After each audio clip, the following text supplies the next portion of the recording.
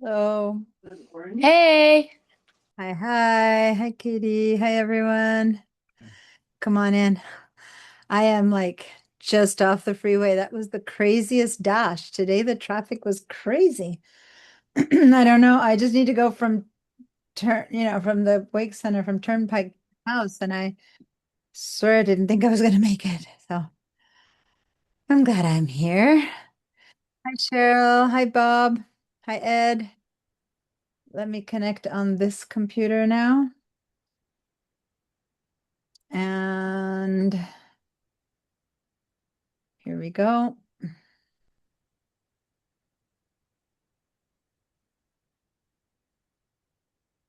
And then I'll have you guys on this other one to handle the class from. recording in progress. Hold on. Could I ask a question? Let me finish connecting because I need to take the sound off. Give me a second.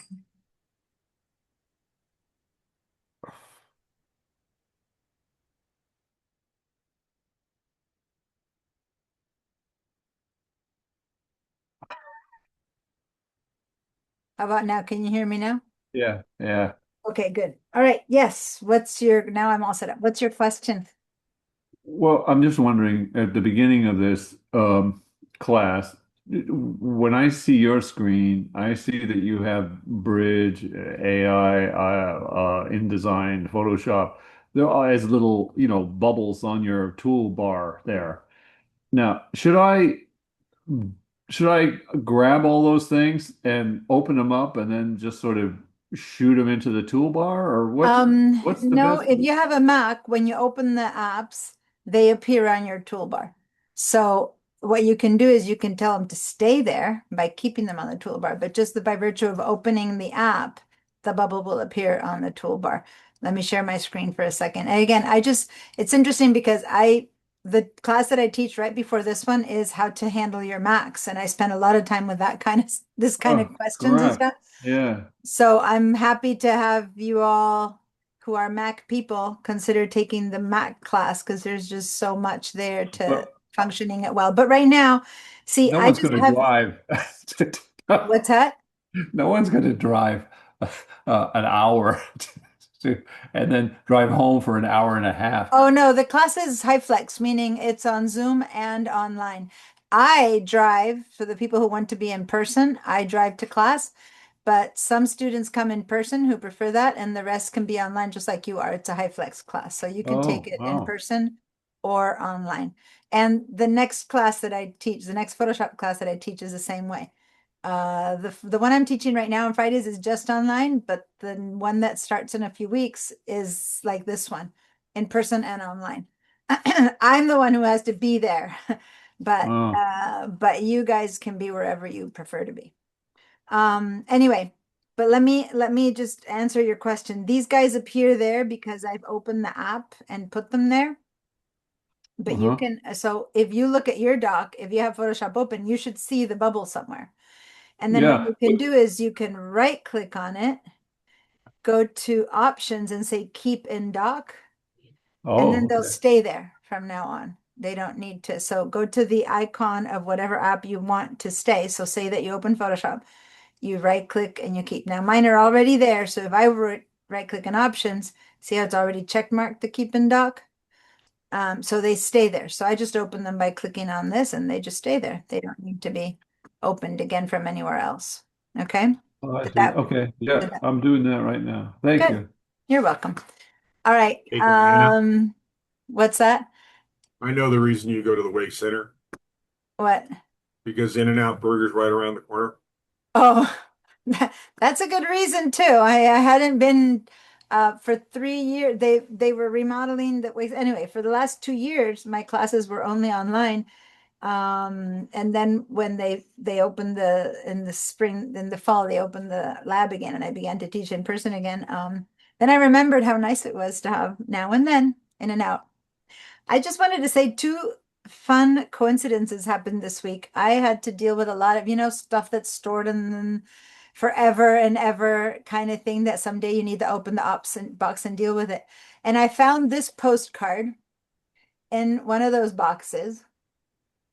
And this is from a show. The Well, back, we don't have your screen. what's that?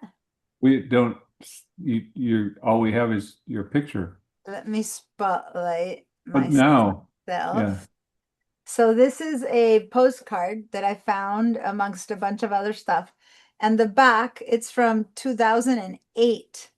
And it's from Art from Scrap. And in the back it says, "You're invited to participate in a Bob Debris photo op," right there. And that's you, Bob. Oh, yeah. I used to shoot those a lot. Yeah. This is an Art from Scrap gallery for mixed media collage art show and auction. And it don't know why I turned it around and saw your name. It would have it would have meant nothing to me 3 weeks ago, but now I went, Bob Debris. I know that guy. Yeah. Yeah. Right there. Yeah. It's the And same old thing, you know. I was shooting. 2008. I mean, that's like what, 18 years ago. That's crazy why I still have this. And again, I said it's one of those places where you have piles of stuff from forever, one of those boxes that needs to be dealt with. I was dealing with it this long weekend. I was dealing with stuff, and then I saw your name. So Oh, anyway, I just thought I'd show that. And then I have another place where my current boss, the VP of non-credit, I have a roster where she appears as my student in my Excel class. I'm like, oh, I didn't know I taught her Excel. How fun is that? It's like, again, from that same time. One of those eternal boxes that you never know about. Anyway, so I have two people who last week still couldn't get on their apps, which are Cheryl and Rhett. What's up? Rhett, you're on. I see a thumbs up. Finally. Awesome. Cheryl, did you have to resort to just buying it? What happened for you? Yeah, so I had talked to the IT, and the holdup was that I wasn't allowed to use my company credit card. And so they Oh. somehow they recognized it as a company credit card and not like a personal credit card. And so that's why it was being like denied. So I was like, Oh. oh, okay. And so I So went that's why in you and weren't I getting the email that everything was good. Huh? yeah, because I was like, well, I mean, it's just the email, to my pipeline, so it's not a big deal. But somehow it captured, I don't know how it captured it, and they were just like, no, you can't use a company credit card to pay for this. And I was like, which it makes sense because I am a You're a student, student. Yeah. but at the same time, it's like I'm doing it to like for my Yeah. company. But I mean, I get it. I was Either the just like, company can pay for the real price or you pay for it and they reimburse you. But yeah, yeah, we'll do yeah. it. So I mean, that would have been nice to know, like, ahead of Yeah, the game. But I that's know. okay. So I went and I just purchased it, and so I should have like all the apps tomorrow morning because I did it Oh, after 10 o'clock a.m. because they do the whole like yeah, going through the process like before 10 a.m. So I yeah. was just like, okay. And so, but I Okay. still have like the VDI and the Okay. Photoshop, and I'm like in there. It just Okay. takes a little time. All right. Well, I'm glad you figured it out because, Katie came here one day and by the next day she had the apps, Yeah, right? Rhett had yeah, the whole issue of personal, non-personal, all that had to figure out. yeah, But yours, yeah, I was surprised. You're like, you never got the email? That's like a problem I had never seen, right? And that was yeah, a credit card issue. All right. So this has been the hardest class ever to get people on their apps. It was like, yeah. I'm so So. sorry. It took so Oh no, long. I mean, But I'm just glad we figured it out. yeah, So and now I'm we know, now commending you both. know for the next time. I commend both of you for having stuck with it, stayed, even though you couldn't do the work. But that brings me to the fact that now you need to catch up. And so if you have any questions today, backtracking, don't forget to ask me. Like, don't worry about it. Just ask me, and I know that I might need to get you catch up. But a lot of what we've been doing because of this, I've been really being conscious of how few of us could move forward. I've been talking a bit more theory, right? So we haven't like jumped into that much doing yet, for better or for worse, because by now I wish we had done more. But maybe today we'll do a lot more doing with you guys all on board. Cheryl, almost there, but like you said, you're on VDI. Um, And yet on VDI, you were having issues too. So is your VDI working now? Yeah, I have like because of the homework you gave like last Wednesday. Yeah, was like the contrast photo. And Okay. so I have that, and so I'm trying to like put that on Work like on that. mhm, Okay. yeah. By the way, she did write to me about that. Whoever else remembered that you guys had a homework that had to do with a contrast photo. Oh, wonder. Okay. Oh, forgot or oh, I did it. Which one was that? Because I see things that were done here. We had talked about being able to distinguish and mask and do some saturation that we're going to be doing some. No, I'm sorry. I apologize. That's the Photoshop class where we did that. Okay. But you were supposed to be able to read the handout, which was that's been, for a while now, the Pixels. pixels image size resolution handout. You were supposed to, if possible, try to download the shortcuts and being able to become more familiar with them, using them. And then we also had, I want to remind people, just a quick reminder of how to get to the class handouts. So if you don't remember, I have in the Padlet, let me give you the link for the Padlet. So there's something, one or the other, you guys have to know how to join on your own, right? So here, let me put in the chat. Here's the Padlet.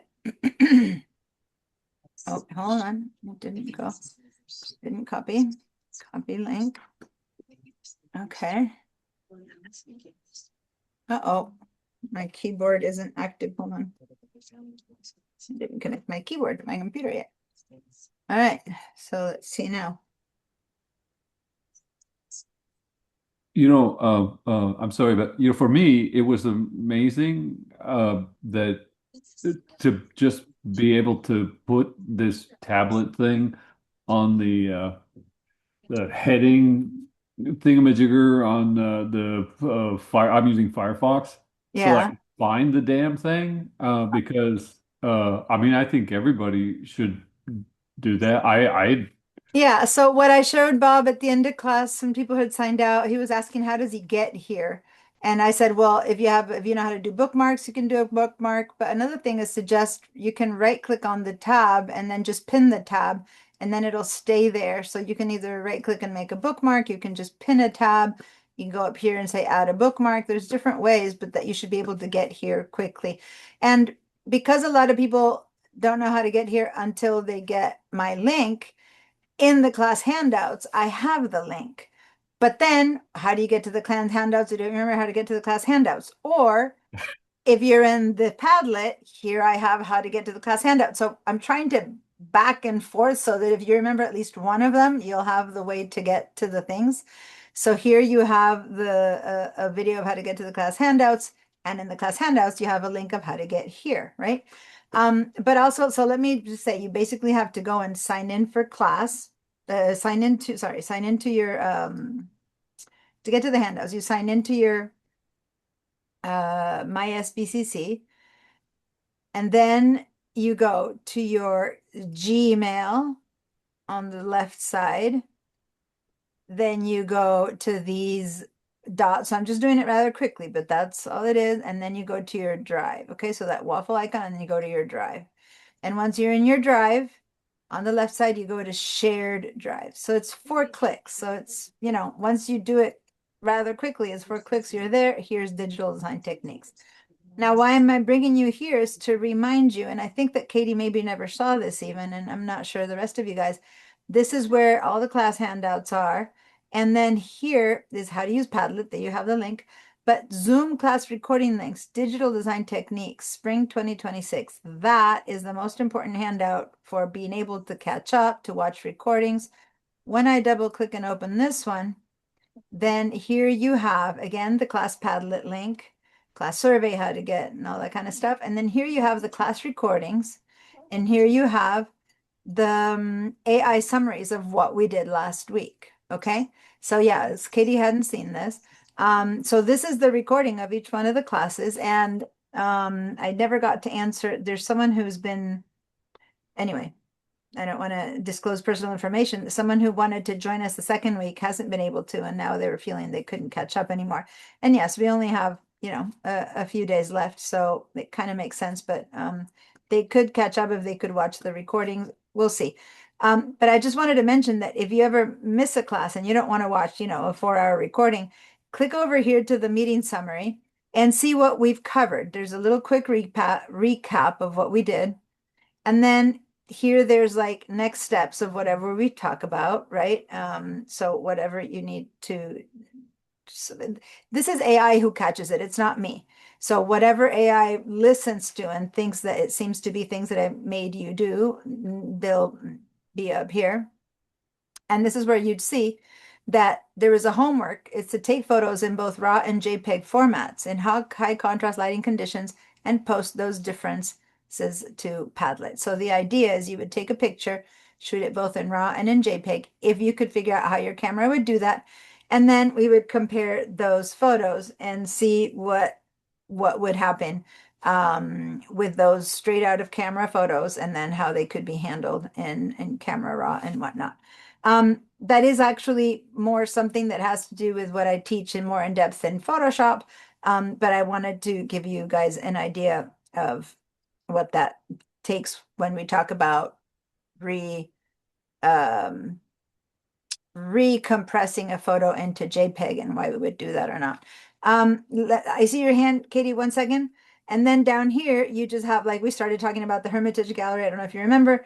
And then we kept, and it just gives you a general idea of what we did. You don't learn anything from this. You just have an idea of what was covered enough to go, oh, here, this is the part that I need to do. So that's about halfway into the class. Okay, so then when you go to the recording, you go about halfway into the class to remember how to do a color adjustment or how to do that or how to do this. Okay. So anyway, just wanted to remind you that that's all. And then this takes you straight to the recording, but the recordings are the full on, 3 hours, 45 minutes of class. So you kind of have to advance to the portions and parts that you need to be reviewed if you've only missed like This the last one, half. look at this The area. first half or something like that. Anyway, that's because now both Cheryl and Rhett have the applications, and you might need to practice some of the stuff that we did. So just reminding you that this is where you'd go find all that information. All right. Yes, Katie. So I went into my Google Drive, pressed the like waffle icon and everything. I only see when I go to shared with me or shared No, not share drives, with me. Shared drives. It's different. shared drives, I just see digital design techniques. Yeah, so double click it Double click it. Oh, oops, never mind. and there's all the stuff. Yeah. Thank you. Okay, it's a drive that's full of stuff, and you guys get to use it. Now I wanted to say that we have 3 more weeks, 3 more meetings, not even 3 more weeks, a week and a half, 3 more meetings of this class. And then it kind of continues in these 2 classes. And so these 2 classes right now don't have anywhere near enough students. So if you want to continue and kind of really get in depth on how to work with InDesign, this is where I get really in depth with InDesign. If you in it before they were only in person, but they've shifted and now you can take them online or in person. So if you guys they're going to be the exact same schedule, actually 15 minutes earlier, 4:45 to 8:35. But I might ask everyone to start at 5 and finish later because I still have to make it home. Otherwise, I have to teach from school. Anyway, it doesn't matter. We'll see what the group decides. But to sign up for that, this will be the moment Digital Design Techniques finishes, the next Monday, Wednesday, it's this one, and the following Monday, Wednesday, it's this one. But you need to sign up for both of them to be able to get the links and take them. And if you guys don't sign up, I won't have enough people. I am going to send more emails about this later. But anyway, here's the producing digital newsletter. And then again, you can kind of disregard the name. So this is the online version because you guys are online students. I'm assuming you want the online code. If you want to be in person, you can still sign up to the in person and producing digital magazine. What I'm trying to say is we're not going to particularly create a newsletter or a magazine. What we're going to be doing, but we will be focusing more on how to really be focusing on creating and producing a full piece that here, especially with the restrictions and the limitations of what people had in the apps and people who are new, we won't really get in depth into creating full pieces versus there in those last 2 weeks, so to say, we will be creating full pieces. So if you have a chance to continue 2 more weeks of Monday, Wednesday, then please sign up for those classes, and that really will give you a much more complete practice into how to work with all the materials that we're working. Yes, Katie? I'm taking Introduction to Adobe with you. Is that a good class to take after this class? You mean Adobe, you mean Illustrator? Uh, It's called Introduction to Adobe Illustrator, this oh, one. that's what I meant. Sorry. Yeah.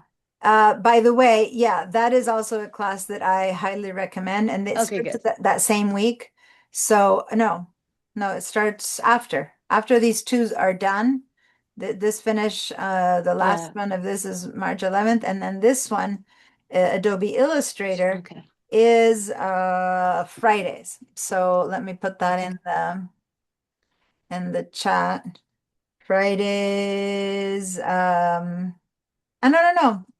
Illustrators, no, that's not the Fridays. It's also Monday, Wednesday. Oh, so it's after the two digital newsletter and digital magazine.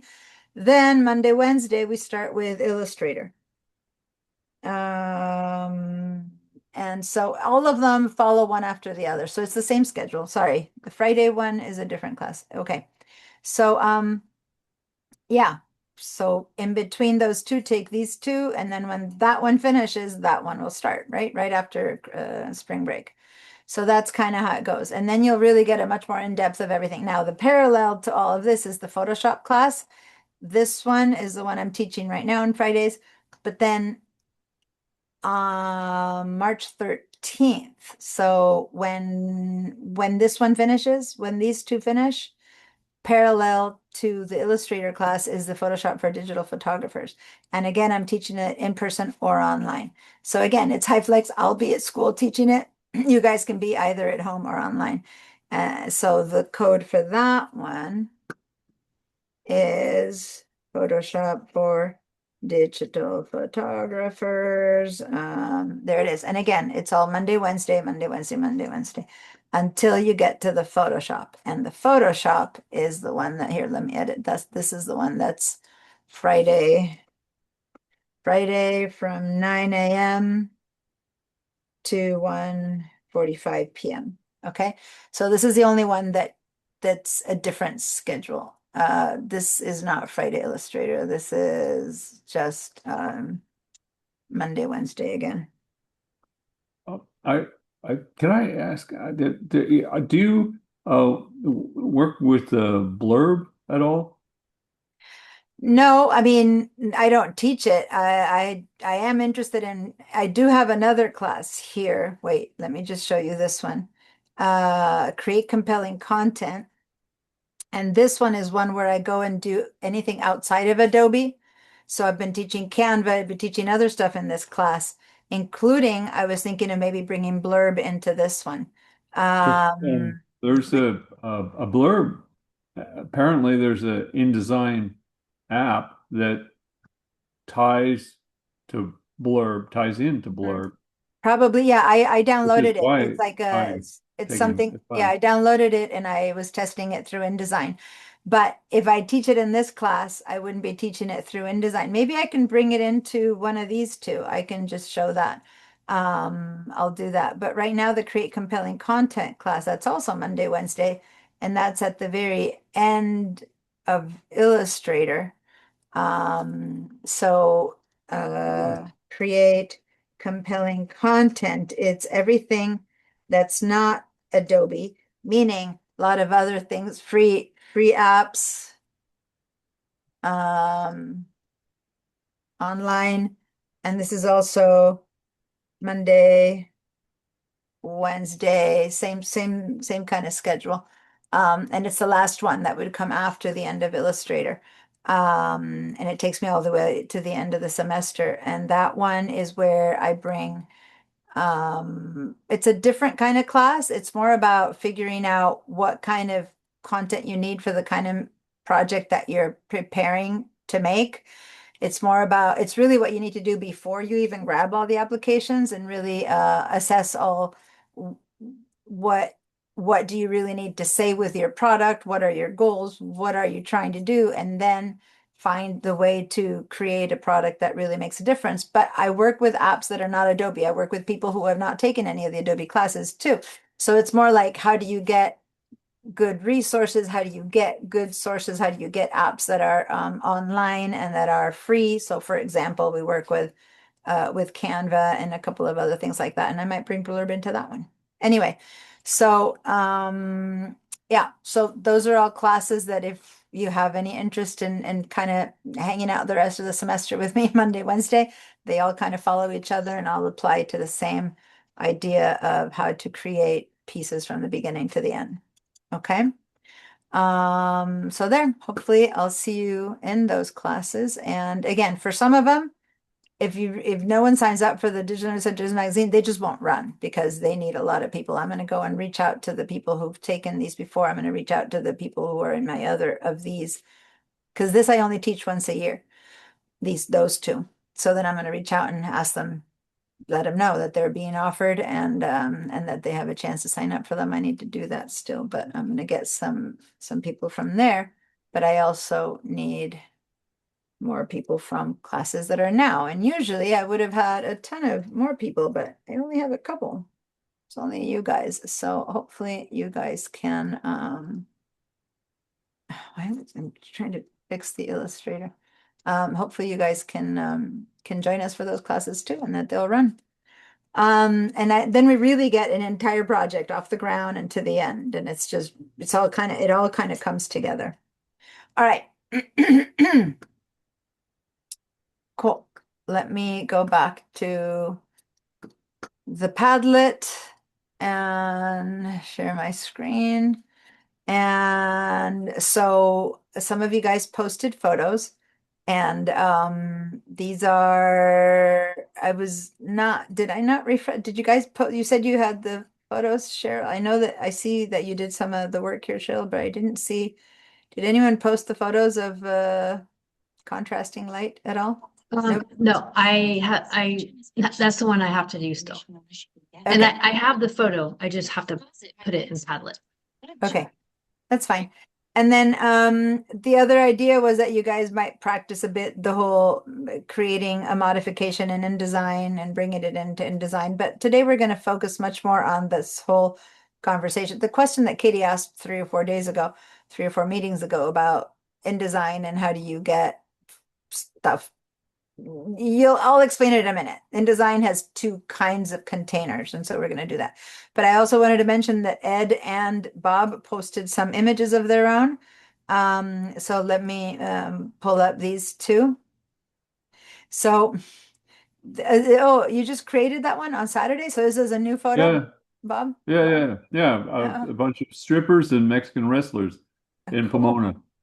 I was going to say, that doesn't seem like Santa Barbara. Okay, great. And then, wow, look at that. Powerful. Yeah, Mariachi Loco. Yeah. Doing his loco thing. Well, and I wanted to say you do have, in a way, some contrast. It was not that intense contrast that I was looking for, as far as the photo that's, but for the idea is to take them on JPEG and non-credit JPEG and RAW. But this is an image that had you taken them in both, not let's say JPEG and RAW, it might make a difference in how much tone or color you can get out of the background or out of the white, but it's all well lit, so you don't have those extreme horrible contrasts that I'm talking about, which if you take that with a RAW, you'd have trouble. This is so well lit that you don't have an issue. The only place you might consider that you might want to bring in, see, there's like a little light, a flash of light here where there's a bit of like exposed, that's boom. And if you were to try to bring texture back into here, which probably is a piece of black and white, like this should be a line of black and this white, you might, in a RAW be able to recover that which is missing versus in a JPEG, you might not be able to recover that. Does that make sense what I'm saying? Yeah, well, that That, was shot with RAW. I mean, yeah, that's all I shoot with. And yeah. the issue So, was my light, I my the strobe there it was hot on that. I mean, that's yeah, kind of this weird uh that material is weirdly reflective. yeah, And yeah. so I mean, I do this crap in Lightroom. Mhm. So I Yeah. So here's the thing. Let me explain for people who don't understand the difference. So this is a very well lit photo all around, but there's a hot spot right there. And that's just a place where the reflection just couldn't be managed. There's just this little bright light where there's the exposure wasn't able to capture the detail. You see how down here you'd probably have the line of black and white, and yeah. yet there's just a white spot. Now this has a bit more texture, but still, instead of looking gold, it looks white over here. And it's not necessarily good or bad. I'm saying that if you take this as in a JPEG, you probably can't recover that detail. But if you take it as a raw photo, then you can bring to just this spot, we can bring in the detail back. If it's not absolutely completely blown out, if it was captured at absolute, lack of detail, then it might not. But I have a feeling there's enough detail in there that you could probably bring this back if you wanted to. Okay. So that's the difference between shooting it in JPEG or RAW to start with. Since you do have a RAW, maybe when we open up RAW, you can try and see, because in RAW, one of the things you can do in Photoshop, sorry, is that you can begin to, you can create, masked areas, or you can create hotspots. And if you can't do it in RAW, then you can do it inside of Photoshop. And that's the big difference if you want. With Lightroom and RAW are very similar in that you can capture areas when you really need one very, very tight spot. And I'm not sure if you have some of that going on here again in the very top. But again, a bit of a shine isn't a problem. I'm just trying to Yeah, find yeah. an excuse to say, well, maybe if you wanted to just tone this down a teensy bit, that hot spot there, you could do that as long as you have a raw photo, but you might be hard pressed to do that if you have a JPEG photo, okay? So I just wanted to point that out since it's the only example we have of photos, which weren't particularly the example of contrast, but of stuff that you did this weekend. That's awesome. And then over here, Ed created some generative fill, or not generative fill, created generative images. And this is with Nano Banana, which is the version of Photoshop that you need to pay differently than the ones that are in Photoshop. Or did you do it with Gemini? Where did you use the Nano Banana here, Ed? Did you use it in I did it inside Gemini, but it would work the Gemini? same way. If Yeah. you had the right license on Photoshop, you could do the same thing. Okay, so basically, we're not going to spend too much time here with AI. I spend more time in my other classes in that, but basically, this is a generatively created image using a program called Nano Banana, which it's not a program, it's a tool used by certain apps, and Gemini does it and Photoshop does that. And this is the original photo of you, and this is the original photo of your dog. So, and you explain here that you did ask for the dog to be more modified than you asked for yourself to be modified, right? So out of this photo and this photo, they created Gemini, artificial intelligence created this photo, which is pretty incredible how much it managed to change anything, and it still looks like you. And your dog looks a bit less furry, but it kind of looks like the same kind of dog. They've just combed him. They've coned him. They've pruned him. He looks more like a puppy. He doesn't have all the wild She just got a hairs out. haircut last week. She looks like a schnauzer now, which is what she is. She's part miniature schnauzer. So Yeah. Anyway, so cool. Ed's always playing around with something else and he brings it into class, and it's always enlightening, and I appreciate that. Okay, guys. Remember that this is where if you bring stuff to work with other than just homework, we'll be working with it. So now what we're going to do is we're going to head in to understand. All we did with InDesign is we brought in some colored boxes, which is not Could I ask? any I'm other sorry. material. we're gonna start understanding how to work with all these boxes and materials. Yes, can you ask what? You can Well, ask. I was just going to say, I mean, Hold on. Meanwhile, w- everyone, open Bridge and InDesign. Okay, those are the two that so I want open right okay, now. so Yeah. on this Padlet thing, I put this image of Tempest Storm. Well, I'm thinking like, oh man, that's stupid. I should take it off. How do you take stuff off? Well, you don't have to take them off. I'd rather they enrich the app, but if you want to take them off, all you need to do is go to Edit and go to here in this little Delete? trash right Okay, there okay, and okay. trash the photo, Yeah, so I have no idea how these or you things can hit on work, these three little dots and then just say Yeah, yeah. delete the post. I'd prefer you not delete them, but if you want to delete them, you can delete your No, post with these no, three little I dots. okay. I mean, it all brings more stuff to the. Okay, cool. Let's keep going. I forgot to make you do any kind of screenshots last week, by the way. I don't know if you noticed that these are all from, well, no, this is 6 days ago. I had asked you to do them later. These are from last, no, these are, was it here in Photoshop? One of the two classes I forgot to have people do screenshots. It was this one, Ed, because I remember that when we finished, I said, if anyone who does remember to post stuff, please remind me to tell everyone to post because I just sometimes forget. And then there's nothing recorded of what we did that day in the Padlet, which is a waste. And I need to know that you guys are doing the work and I just completely forgot. Okay.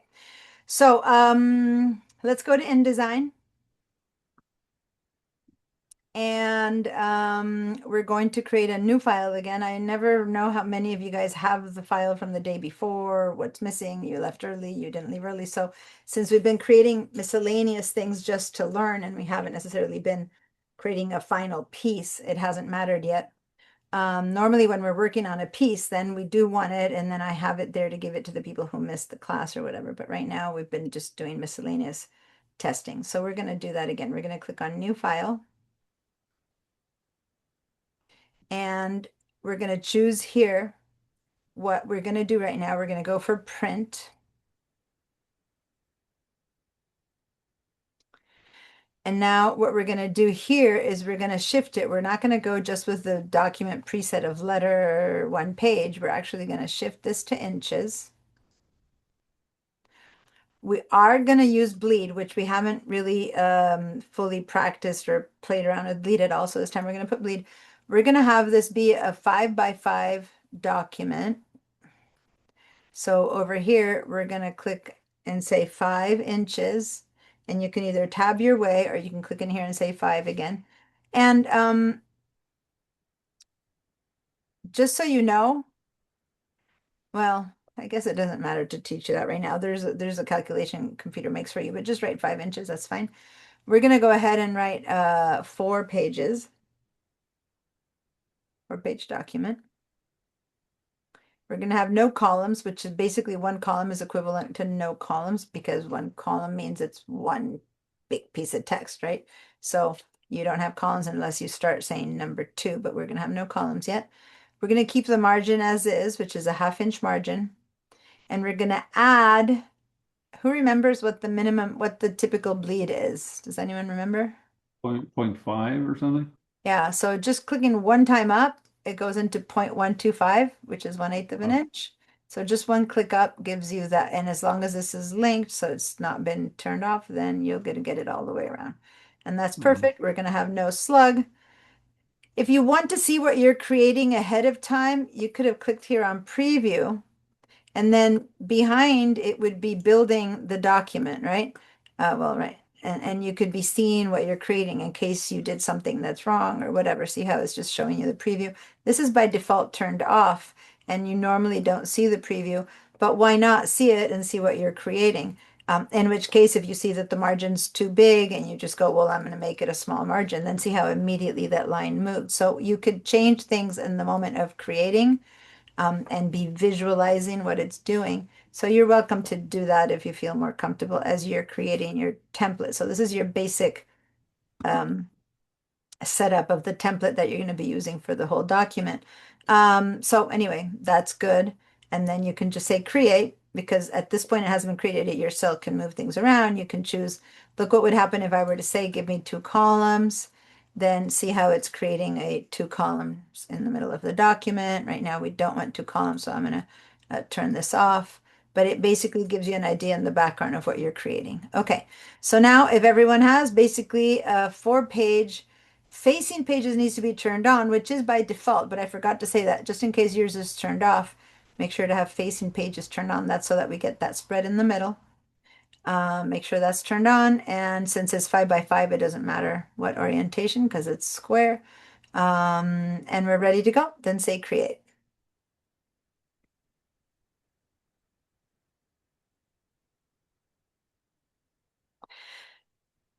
All right. If you ended up with something similar to mine and all is good, give me a yes. I know this is your first time, Rhett, fully working on this. So if you have any questions, please stop me. Don't hesitate to, don't feel like you're interrupting or anything. I know that that you might have questions. Just interrupt me, okay? And then over here, I have my 4 pages, which means that my first one is going to be on its own.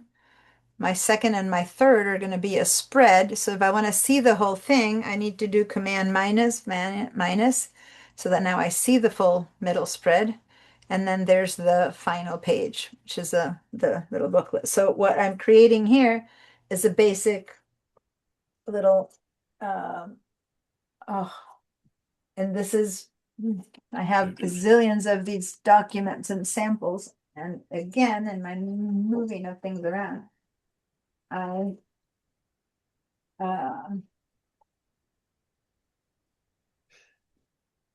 Yeah, Diana, when you got time, I need to get dialed in here. okay. Let me. So this is like basically what we just created is kind of like a little greeting card.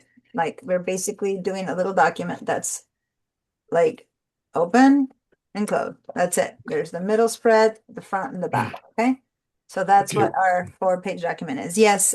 Do you want to ask a Sure. question or share your screen? Yeah, let me share my screen. Hang on just a second. Share. Mhm. Share. All right. Okay, sharing.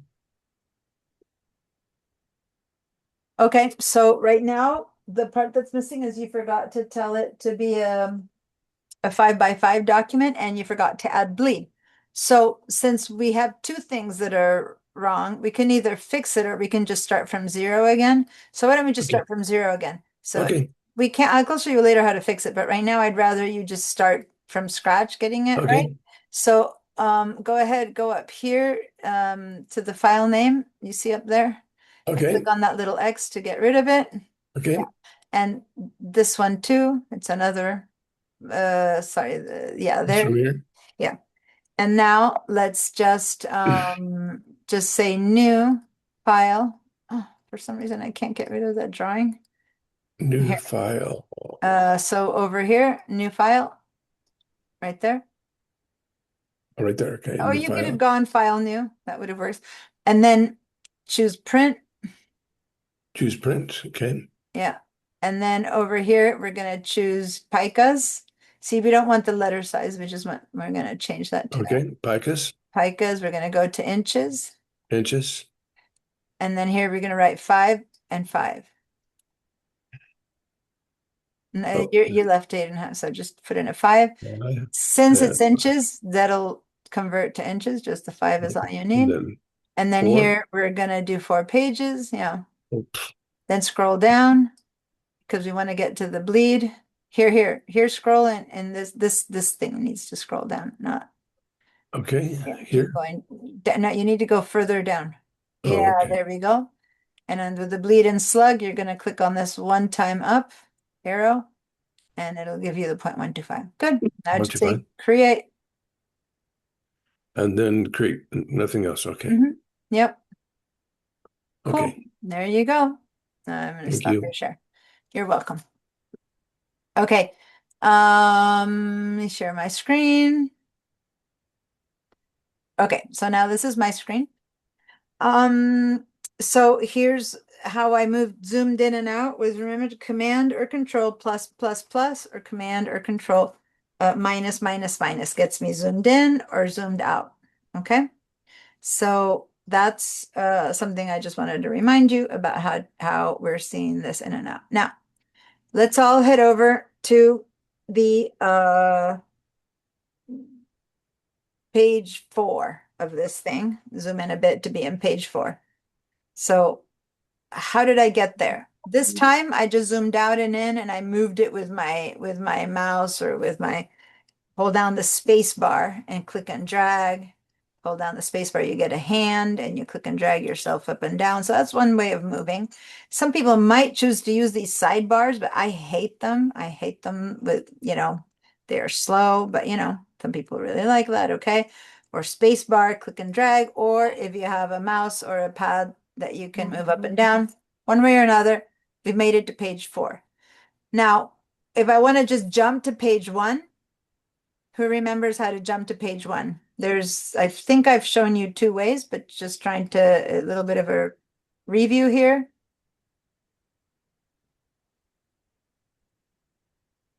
All right. Pages. Go to pages. Okay. Yeah. So go to the pages icon, which if you don't have on sitting that. here like I do, I have it. But if not, you would have to go to window and click on the word pages and then it'll pop open. And then if I just want to go to one, I'll just double click on page 1. Okay. And boom, it jumped to page 1. Now, since there's nothing on it, how do we know that we jumped to page 1? Well, on the one hand, because this one is highlighted, another place is down here at the very bottom. Let me get the color tool. I need to get okay, down here. Okay, where it's telling me that I'm on page 1. Right. Okay. And I could have also clicked on this little arrow next to the number 1, and I could have decided that way to go to page 4, right? Or that way to go to page 2 or 3. Let me add in. Okay, so that's another way to move around. And or if you remember, when we used to go fast forward or backwards on on VHSs or on cassette tapes, Katie's like totally lost. You would go to the right or to the left. So now I'm going to 3, 2, 1, right? Or go to the very beginning or to the end. So that's all ways to move around. I find the easiest way always is to just go and just double click here to go to page 4, double click here to go to page 1. That's my preference, but those are all different ways. Sometimes you have 100 pages and to scroll down to click on the page 100, is more work than to just click in here and just type in the number 4, if this were 140, and then just hit return and boom, you're in 4. Does that make sense? So if you Yep. know you have a ton of pages, you just go and write 84, and then you go up and down until you find the one you wanted. Maybe it was 81, but you got to the 80s, right? So you can also do that. I'm going to type in there the number 1 and hit return, and now I'm in number 1. So those are all possible ways, depending on how big your document is, if you want to do one way or the other. Now, the thing that I'm going to do command -1 time, and I'm going to do that just so that I can see all around my document. I'm sorry, this is moving. There we go. So that I can see gray all around. And this thing that I'm calling gray, that's what we call the pasteboard. So it's all areas where material can still land. Imagine you're working on a piece of paper that's your piece of art, and yet it's a collage, and you have like scraps of paper and fabric all around you on the table. And you put this one, you put that one, you put that one until it looks good, right? So that pasteboard area holds our material, but the only thing that will end up being in the art is whatever's inside of this area, right? So if I have a photo sitting here, another photo sitting there, they will just be clutter, so to say. It's only what's inside of this area that will be printed. Okay. Who was it the other day who showed me a document? I think it was Moni. She showed me a document where she had all this stuff hanging out on the pasteboard, remember? Anyway, and so then she cleaned it up. Okay. So that's the pasteboard. And why it matters is because whenever you have something that's saying that it's on the pasteboard, you know how I showed you the other day that on the pages in the links, it would show you what page it was in. And if something is on the pasteboard, it won't say page 1 or 10, it'll say PB. It's on the paste board. Okay.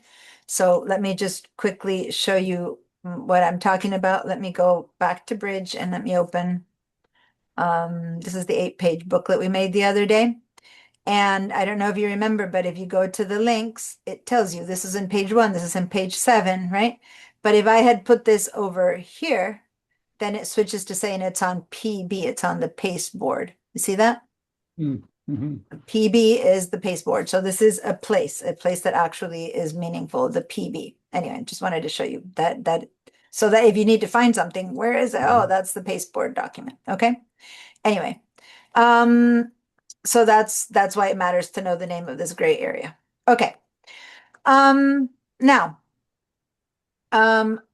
I don't like that these things turned into different columns, and I don't know when and why that happened, but I'm going to just move these to be in the same place. So I'm going to go ahead and grab this one and drag it over and put it there so that it's down to 1. Because when you don't have much space, you don't really want to be having tons of different columns. And so this is kind of how it was set up as 2 separate columns. I'm going to grab it.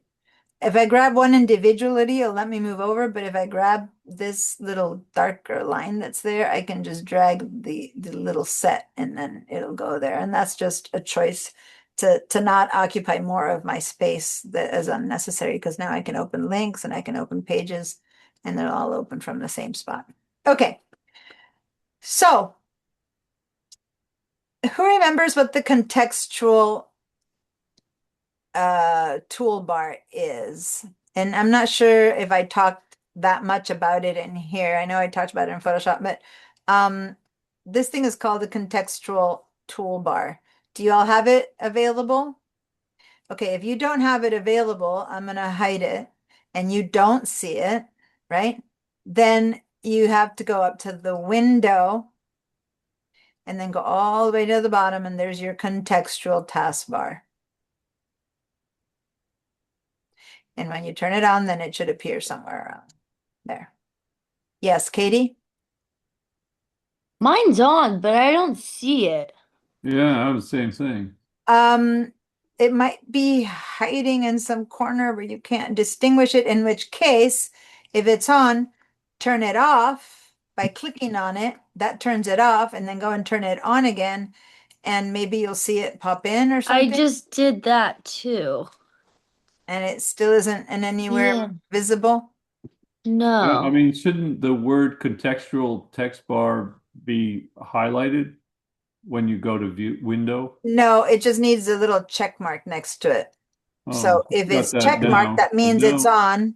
If there's no check mark, that means it's off. And if you do have a check mark, that means it's on. That means you have it somewhere. Oh, So great. now I'm gonna hide it, right?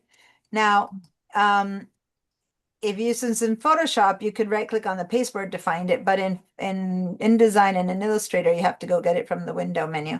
See, the fact that there's no check mark means it's on. So I click on it and it'll appear, but it'll appear wherever it is. So if it's Oh. hiding in some weird place like that and you're not seeing it, then you'll just have to look around for it because, yeah. If you want to share your screen, I might be able to help you find it. Dude. where Okay, is- I'm going to stop the share. Katie, can you share your screen? Now, the contextual taskbar isn't, I like your dog with a tutu, Ed, that's behind you. That's very cute. All right. So let's see. Command minus, okay, you're right. Okay, so go up to the window menu.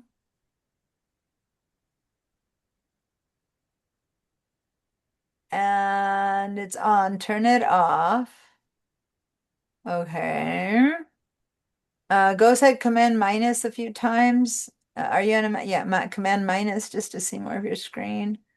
Not that it'll appear there, but okay, that clears it up a little bit. Okay, now go ahead and go and pop it in again. Let's see if we see it pop in. Huh. Nope. Huh.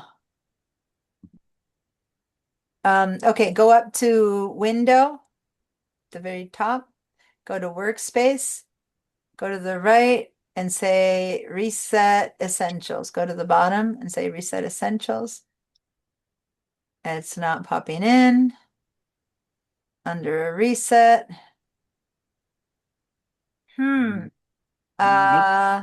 Go choose, it shouldn't make a difference, but choose your black arrow tool, which is the top arrow tool. It's just in case you've got your white. No, it's the top one. There it is. There it is. There it appeared. Okay, Huh? right there. Why? Why? Well, I'm going to explain the Thank you. difference between the two taskbars right now, the two arrows. They are two different tools, and there's a reason why it was off, which is why I have to look at a screen, because if I don't see a screen, I don't know the reasons. And by noticing that screen, by sharing your screen, I was able to look and see what was happening. And now I'll explain. The two arrows are two different tools. And in this case, by having the second tool on, there was nothing for it to work on. So the contextual taskbar was off, because contextual taskbar certainly means it shows you the things that you can do when whatever tool you've chosen is chosen. And in the tool she had, there was nothing it could do. So the bar was gone. So anyway, now that we're on this, let me share my screen again. And let me explain those two arrows, and then it'll make more sense, or it'll begin to make sense. So here we go. The top arrow is the black arrow tool, or we call it the selection tool. And the white arrow is the direct selection tool. And see how my contextual taskbar disappeared as well? Because there's nothing for this arrow, there's nothing this arrow can do right now, versus there's a lot this arrow can do. So then the taskbar appears. Does that make sense? Everyone try that. Select this arrow versus that arrow, and you'll see how your bar appears or disappears. So if you consider the taskbar is saying, here, with this tool, you can do these things, that makes sense, versus with this tool, there's nothing you can do right now. So basically grabbing the right tool makes a difference. All right, so the selection tool, the top one, and this is the same, and I'm going to have you guys, who's familiar with Illustrator here? Some of you guys, is anyone here? Maybe a teensy bit Ed. Okay. The rest of you are not very familiar with Illustrator. Okay. Versus many of you are quite-ish familiar with Photoshop. Let me just quickly, you don't need to do this, but I'm going to cycle. When you get to Photoshop, let me open anything here. Don't do this. This is just a demo. When you go up here, see how there's only one arrow that has four-headed arrow? And it's the same tool technically. And if I click and hold, if I'm in the artboard mode, you might have a right arrow tool or not, but down there you have a black arrow tool. This black arrow tool is similar to the black arrow tool that we were talking about in Illustrator and in InDesign, because it's a vector tool, okay? And when you click on hold, you have the white or the black one. See that? So these two tools are the ones that you are getting in Illustrator. And let me again open something in Illustrator. It doesn't matter what. Hold on. Again, this is demo, so it doesn't matter if you have none. So there it is, black and white arrow tools. They are selection tools. And now here we are in InDesign, black and white arrow tools. In Photoshop, those two tools are way down there. Okay. So they are for selecting vector stuff. So the black one, there's nothing to select. There's nothing in this document. So let's give it something to select. Let's head down and do the same thing we did last week, which is we grabbed a, somewhere down after the pencil, there's two boxes. There's a frame and there's a box, like a rectangle, right? The rectangle is the one that we used to make a box that was a certain color. Remember that? Yeah. Let's go ahead and do that quickly again. Let's grab that box. Let's click and drag, made a little box, and now let's give it a color. Who remembers how to give it a color? Press fill. We went over here to the fill, yep. Clicked on fill, and not on the word fill, which was confusing some people last week, but on the actual box that says no color, and give it a color, whatever color. And there, now we see it, right? So this is a box that has some color. This is not your typical InDesign box. And in InDesign, we might make a box that has color that we're going to send text on top. But most of the times our boxes hold things from Photoshop, photos, or they hold text, or they hold logos from Illustrator or illustrations from Illustrator. Now and then, though, we do need to make a color box. Maybe we're going to put a little color under a title or something. So that's what this is. Okay, so this is just a box with color. Let's move it to the pasteboard, just so to have it there for later comparison purposes. I'm going to just leave it there on the pasteboard. Okay, here it is. Just a box with a bit of color. That's all it is. Are y'all good? Y'all got a box with color? Anyone was able to not get it? Rhett, I know it's your first time with handling InDesign. Were you okay? Did you make a little box? I got the color. How do you move it? Oh, you just grab it and click and drag it and move it out of the way. Like click with your mouse and drag it over. Were you able to do that? How do you get the dots on the box? When I click on it, those boxes are part of it being selected, and when I click away, they're not there. So click away means click on some neutral area, and now there's no selection. Click on it, and now there's a selection. No. I don't have the white boxes either. I feel like I usually do though. Are you selecting with your black selection tool? Well, that is why. Yeah, black Oh, yeah. selection tool. Again, it's all the tools they look like two arrows, but they are completely different. And that's what I'm about to teach you guys. I just figured Okay. that out because I kept Oh, trying to okay. move it and I kept Got making it. more boxes. I was like, wait, and I'm like, oh, get the arrow. Yeah. And the thing too is that I forgot to say that when you make a box, you have the make box selection. So you make a box and then you try to move it and nothing's happening because you're still using the make box tool. You make box tool, and nothing's moving around until you leave the make box tool. And that was my bad. You go up and you select black arrow tool. Gotcha. Yeah. Now you can select and select and select and select. Okay. But these that are empty, you can't select from the middle because we left them empty. So it's like trying to grab a donut from the hole. The only thing that's valid is the edge, right? So then you can select it. But if you try to click in here, nothing's happened. Versus this one that has color, you can click from the middle to move it. But this is not selectable until you click the edge because it's an empty, it has no fill. You're literally moving like a picture frame with nothing inside it. You have to grab the frame. Does that make sense? Yeah. All right. So now I'm going to grab all these and I'm going to delete them because I want to show you something different. So I'm clicking, clicking, and clicking and hitting the delete key on my keyboard to get rid of them. And I've just left one colored box. When you're all at my same spot, let me know. And if you need help getting to the spot, let me know as well. Let me move this over so I can see you a little bit better. Okay.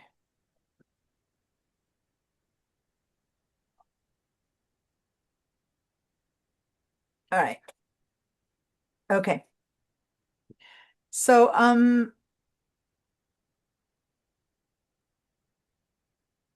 you know how I just mentioned that if this were a document that I'm creating, 90% of the times I wouldn't be creating a colored box. I mean, I might, but mostly I'd be bringing things in, right? From some other document. So how do you bring things in? In InDesign, everything has a placeholder, a spot, a frame to hold it. Okay. So what we're going to create instead of an actual shape is a frame to hold material. And that's the box that's right above, the one that has the big old X. So I'm going to click on the rectangle, as you can see, frame tool is what it's called. The tooltip is telling me. So it's a frame. And it might look similar to the other one because in a way they are slightly interchangeable. You'll see that later. But for now, let's use the right tool, rectangle frame tool. And again, just like last week, I'm going to either simply click one time and you get to create your rectangle by numbers, or I'm going to cancel. Instead, I'm going to click and drag and I get to draw my frame. Okay. So remember that we did that also in Illustrator, and I know that this is the file that would create in Illustrator. I'm going to just really quickly show you that we did that. We had a box and we could either click and make it with the shapes, or we could click and drag and make the shape we wanted. So the same exact thing in InDesign. I've just made a frame of an indeterminate size and shape. It doesn't matter. Okay. And just like before, if I keep holding on to this hand tool, I'm going to just not be able to do anything but make more boxes, right? So I'm going to Command Z to the extra one, or Control Z, or delete it, but I'm going to go back to my selection tool, my black, or just, it's named selection tool. That's all it's named. Versus this is the direct selection tool. Okay, so the selection tool is the top black one. All right.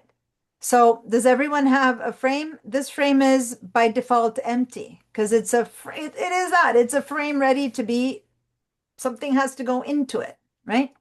So it has those little handles all the way around. We're going to see in a minute why blue and not in a minute. Later, we're going to see why the blue and the yellow and all that. Right now, all that matters is that these handles tell me that it's been selected. Sorry. Ugh. Versus if I click away, it's not selected. That's all it means. Selected, not selected. Selected, not selected. Now notice that this one, as opposed to the empty rectangle, does move when I hold it from the middle because it is truly a different shape.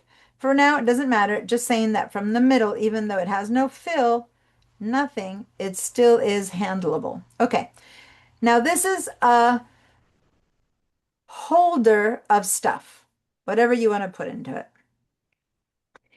And the stuff that we put into it has to be handled by the white selection tool, but the frame is handled by the black selection tool. Okay, so there's some more distinctions I'm going to make, but right now, if all I want to do is handle the frame itself, I can click out here on the corner and make it wider or taller both at once. I can click on just the side and make it wider, just the bottom and make it taller, thinner, or I can go back again to this other one and change its shape and size. So that those are handles, okay, to change the shape of my frame. All right. Now, I want to bring something in here. Now, by default, the contextual toolbar is giving me two choices. I can either text to image, which is a generative AI. So I can write in here something that I want to appear in there, and my generative AI is going to put something in there, which I don't want to use right now. You can play with it a bit later, but not right now. Or I can import something into it. I don't necessarily want to use those. This could be or not be here. I want to leave it mainly for the generative stuff is when I use it. For now, it's so much easier to do a little shortcut, Command or Control D, or get accustomed to placing. So I'm going to do File Place, which is basically importing something into this little box. So I'm going to place, File Place, or Control or Command D. There's the shortcut. But for that to work, you needed to have select. Let me just make sure that you have the box selected. If the box is not selected, nothing's going to work. So you need to have it selected. It has to be active. And then we're going to do File Place or Control or Command D. And it's going to take us, technically at this point, I think we've all already directed our computer to know how to go into our folder. But if it's not in the Spring Digital Design folder, then you'll have to go find it in your Downloads folder, right? And here I am, and I'm going to go ahead and I'm going to bring in, do you guys remember that we were working on the image 5400 and the PSD is the one that we had changed its color? Let me just show you for a second what that image is. This one, remember that we worked on last week? Okay, so we had already changed its color. So it's already a layered file. So it's already got that layer in there that made it from whatever original yellow color to whatever color you left it on the last time you changed it. So that's the one I want us to bring in. So it's image 5400 PSD. Go ahead and say open or double click, and it's going to pop itself in there. Now, did it give me a choice of how big it would come in or how small it would come in? No, it just placed itself. Remember last week we were able to choose what size it came in. Do you remember how to do that? So I'm going to put this to the side for a minute. Well, just put this one to a side for a minute, the one that we just brought in, and then we're going to work on it. But last week, without an existing frame, we did the same thing without an existing frame. And so I'm going to click away. So I don't want this to be selected, because if this is selected, then it is going to get replaced. So make sure this is not selected. Click on here. We had just said file place. We had found that image. And then we had it was kind of hanging from our fingers, and we were able to either click and make it humongous. Whoa, there it is. Or we were able to click and drag and make it fit. That's how we brought things in last week. Remember that? I'm going to Command Z, and it goes, and in Illustrator doesn't do this, but in InDesign it does. When you Command Z, it goes back to your fingertips. And again, let's try. Simply one click, it comes in humongous. In fact, if I go Command Z right now, there it is. It's so big that you can see that's how big the photo would be. It basically goes through the pasteboard and into page 2 and 3. That's how big that photo would be, right? Or I'm going to Command Z, or I can click and drag and bring it at whatever size I want. You remember that, guys? And if not, just practice it. Okay.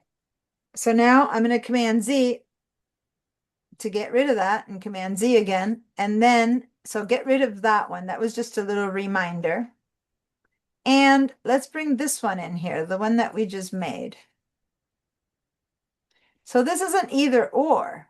Now, if you're lost and you're not sure, just delete everything that's there. And let's do it one more time, because you might have been left with one or the other. Just delete whatever we brought in.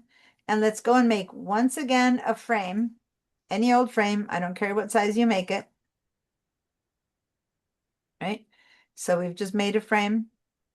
And we're going to now go and say File Place. And we're going to bring that image in. At this point, it'll come in whichever way it comes in. This is where I want you to be. Now, if you're confused, or if it's not working, or if I left you behind or whatever, let me know. Let me clean your answers. So I make sure that you're all good with this one. Give me a yes if you're in the same place I'm in. You have a undiscriminate, whatever shaped frame, and you have a placed image that is coming in at basically humongous mode. Okay, you all good there? Rhett? Yeah, Katie? So I tried to move it and it got all wonky, so I redid hang it. in there. Don't try to do Okay. anything with it. I'm going to walk you through everything. Okay. Yes, this is wonky. This is the part that I need to explain step by step. So just hang in there for a minute. For now, just do a Command Z to undo whatever you did. And let me make sure that everyone has this to start with. Rhett, are you here? I am here, but I didn't have the green. I have the original print. That's I fine, did- because you never gave it color. So Right. that's okay. Don't worry. So I did get it on the picture. You got it in. For now, that's on- fine. Yeah, don't worry. How do I'm off the page on the left. How do I get it in the middle? Well, hang in there. Okay. Hang in there. Let me explain what I'm going to explain next. Otherwise, you're going to get it maybe wonky like Katie. If it's off, Okay. Katie, if it's off the page, just give me a second. And yeah, you didn't have the layered file because you didn't do it last week, so that's fine. Okay, so let me clear your answer since you all said yeah. And here we go. Now, you were still in the frame mode. If you were still in the frame mode, let's move up to Black Arrow.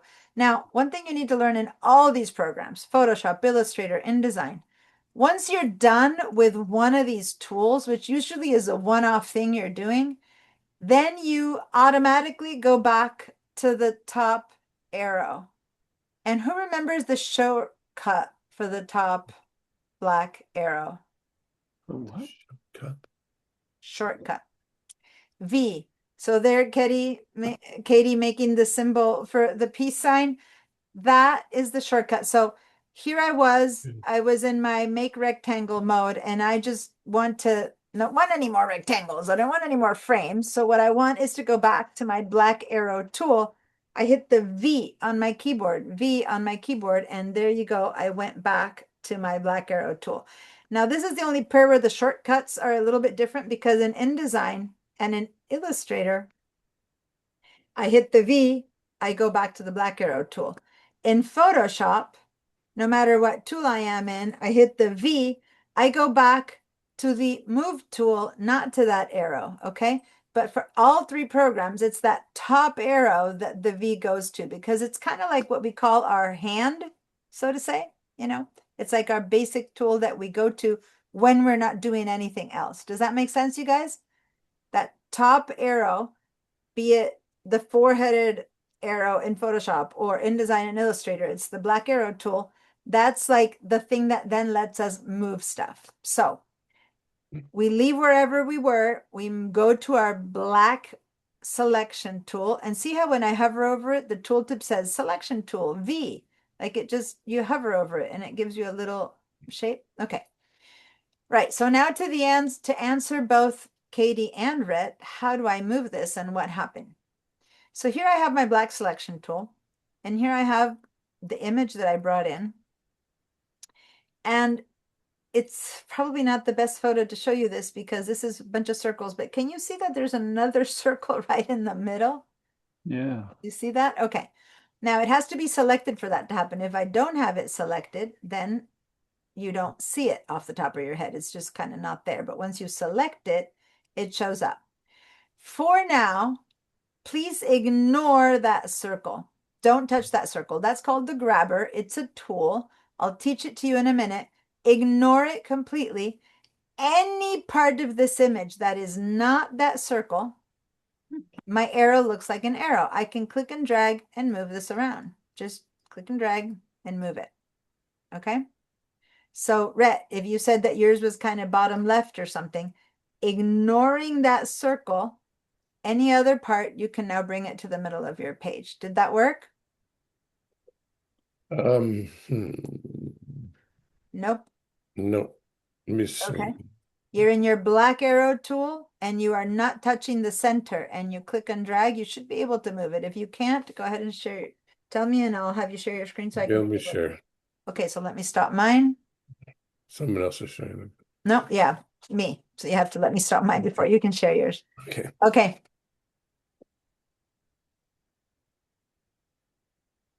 Okay. There we go. Okay, so you have like 3 or 4 frames in here. Go Yeah. ahead and since you have one selected, hit your delete key on your keyboard. Delete. Get rid of that one. Hit your delete key on your keyboard to get rid of that. Go to your keyboard and hit your Yeah, delete. it's not deleting. It should because it's selected and okay, try again. Select it by clicking on the edges. Remember, click on it Okay. And then delete. and Okay. then hit delete and then hit delete. Okay. Okay, now select the one that's left. This one here. Yeah. Okay. And now do Command D, or no, you're on a PC, Control D. Control D. And now go find your downloaded documents. Go to downloads. You probably have it in your downloads. I don't know, class folder. Go find you don't seem to have it. Did you download the class files? Did you put them somewhere else? Probably Yeah. put some place else. No, you don't seem to have them on your computer. Okay. I do see that you're in that folder in Over here. Yeah. down here, so you need to download them. Yeah, So so go over here and then go ahead and click on the word here, go click on shared drives because you're not even on the right. Go over here to the left, go to the shared drive. shared drives. Yeah, because you are using the one that I had you download. Double click in here now. Double click on this orange area. You're using the one that I Okay. had you copy to my drive, but that's not going to work. Now right click or click on these 3 dots and download. Say download. Okay, so now you had them in the Google Drive because that's what you did for VDI, but you can't work inside of Illustrator from there. So now they're downloading. See how they're downloading? When it's done downloading, you'll be able to open them and use them inside of, you can't work from them from in here. Okay, so it says preparing download. Yeah, so it's going to take a little bit. When it's Okay. done, you'll be able to see them. Meanwhile, Head over to Bridge. I don't see your Bridge open down here. So go ahead and open Bridge. Go to search down here and open Bridge because it's not open. Bridge. Yeah. You might have not. Oh, Looks like you didn't download it yet. No, that's just a file called Bridge. Okay, so you haven't downloaded that app yet. It's not in your computer. So go It's to not. you'll have to go to your Creative Cloud. Go instead down here to the same search and write Creative Cloud. Down here in the search, Here. Creative Cloud. No, that's another green thing that I had from before. Hold on. Oh, Down okay. there, the search. Do you see where I have green now? Here again, there, Mm, here. I'm no, pointing many over here. arrows. Oh, Yeah. this here. Yeah, go ahead and click Creative Cloud. There it is, Okay, Creative Adobe. Cloud. That's the app that controls all your Oh, Adobe apps. And now and you then need to go and download Bridge. So go over here to apps, view your apps or all apps. and Bridge. Yeah, and now you need to go scroll down because you don't have it yet, and it's a little bit lower down. Keep going until we see. Here it is. Install Bridge. Whoops. There it is. Oh, yeah, Install okay. Bridge. Okay. So now just let it install, and for now, don't worry, it'll install in the background. Now go back to InDesign. Okay. That's installing in the background. At some point it'll finish. Go back to InDesign. Okay. And Okay. do you have any photo in your computer somewhere in your pictures, anything? I don't care what. Sure. Just any photo. Uh, Bring in a photo. Yeah, click on Okay, pictures. Maybe there you have something, a screenshot. I don't care what. Is that a Yeah. photo? That's a PaintShop Okay. Pro. Well, whatever, that's fine. It's not the same, but It's okay. not gonna There work. you go. It's fine. You got an image. Good. So this is where we're at. You have an image in your photo. Later, when you have the class files, you can bring in the right thing. But for now, that's good enough. I'm stopping your share, and now you're in the same place that we are. Okay, now I'm sharing my screen again. All right. So, here we go. We have now, for those of you who are still in the frame making tool, either hit the V key on your keyboard or click all the way up to the top where you click on that black selection tool. And now you should be able to move this image. Now that you have this image, in your case, it's a different image, right? But you could click and drag and move it around as long as you avoid that round circle. See how my hand changes when I hover over that round circle, it turns into my hand? Right. Avoid that and move it around. Okay, so now we're all here, right? Okay, so let me show you some things about this. The black top arrow, the selection tool, handles the frame. The frame is the holder of an image,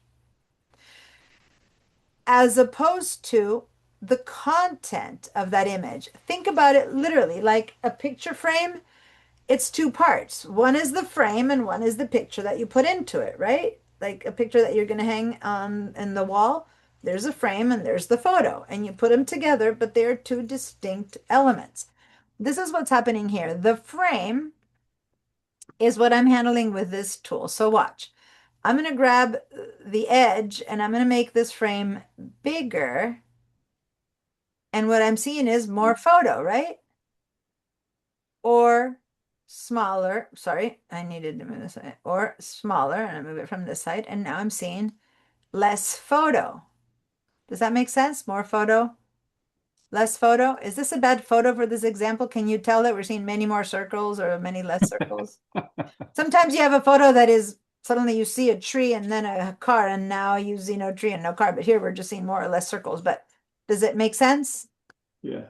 That if I make the frame bigger or smaller, the image doesn't seem to be moving. All I'm doing is I'm seeing more of that image or less of that image. I'm not expanding or extending the image. That image is set wherever it is. Does that make sense? And see more of it or less of it. Can you tell that? Okay.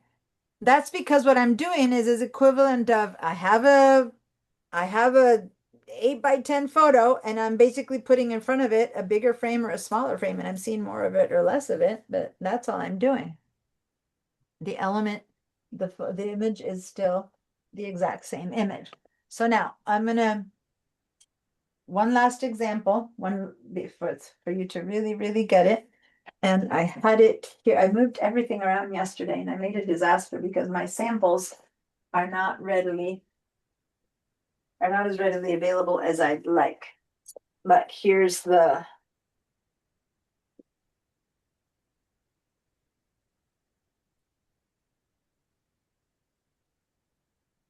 okay.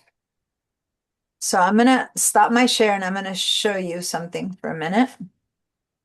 I'm gonna spotlight myself. I'm gonna turn off the blur and I'm going to spotlight this image. Okay. So here's can you still hear me? Okay. So here, this is a frame. And it's a frame that's gonna that I'm gonna only be able to show you a little bit of this image is gonna come through. Here's a photo that I have, and here's a frame, and you're seeing only the girl's face. Does that make, is it going into focus? These webcams went to focus only on faces, not on people, but can you see what I'm doing? Yeah. And see. what I'm doing right now is I have a photo that's a certain size, and I'm putting a frame and I'm moving it to the right or to the left or the top or to the bottom, or Mhm. I'm making it bigger. So now I'm going to make a bigger hole because I'm putting it to the sides, right? And suddenly I can see more of it, right? So this is in the background, and now I'm seeing more of her. Does that make sense? But that's exactly what we're doing. Does that make sense? We're just altering the frame. That's the black selection tool. We're altering the frame, not touching the content. Now we're going to grab the white selection tool and we're going to alter the content. Okay. Ah. And we leave the frame as is. The white selection tool alters the content. So I'm going to share my screen. This is the first thing that Katie asked me when she joined the class. And I said, hang in there a minute. Because this is the part that's more confusing for people about in design. Okay, so now just watch for a minute. I'm going to grab the white or direct selection tool, and I'm going to zoom out for a second. Maybe not that much, and pay attention to what I'm going to do. My mouse now looks like, oh, look at that, like a hand. And if I go down, down, down, command minus, look at how big my content is. That's my photo that I brought in. That's huge. So if I now click and drag, I'm moving the photo around. Can you see that? Inside of that same frame. So now I'm going to go in again a bit so you can see I'm moving the content and my frame is staying still. Does that make sense? I'm moving that girl behind my photo. I'm moving the content, and that red line that's out there, those are the edges of that content. Got it? It's huge because it came in at full size. And now I'm moving it around, doing whatever I want. And the only thing that's moving is that line. Am I able to show enough for you to get that message? Give me a yes if you got it and you can do it. You see the difference that I'm moving is what's inside the frame and is the content. If that makes sense to you, for everyone's good. All right, cool. That's the hardest concept to grasp. And if you all grasped it, then we're good. Okay, now I'm going to click away in some neutral part outside of this. I'm going to zoom in again to my shape now. And now we're going to go back to the black selection tool. And I'm going to select my shape, move my frame around. And now I'm going to show you what that circle is. That's a quick little grabber it's like I shifted to my white selection tool. So the only when I'm inside of that circle, when I touch that circle, I can now click and drag the content around. So I'm actually working on that content. See how I'm moving the content around and the frame is not moving? It's like a quick little access to the white selection tool. I hate the grabber. And maybe it's because I've used InDesign for eons before the grabber existed. And to me, it confuses things. But people who are new, yeah, says Katie. Okay. But for people who are new to this and are comfortable, you never need to switch from one tool to another. Then you use this one to move the insides.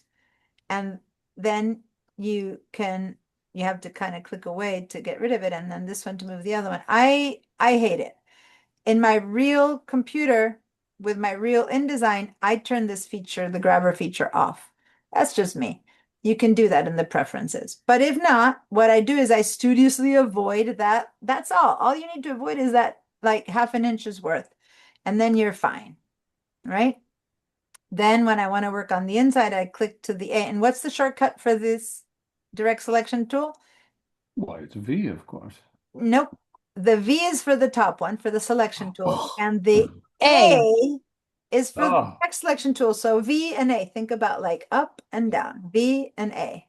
Okay. Oh.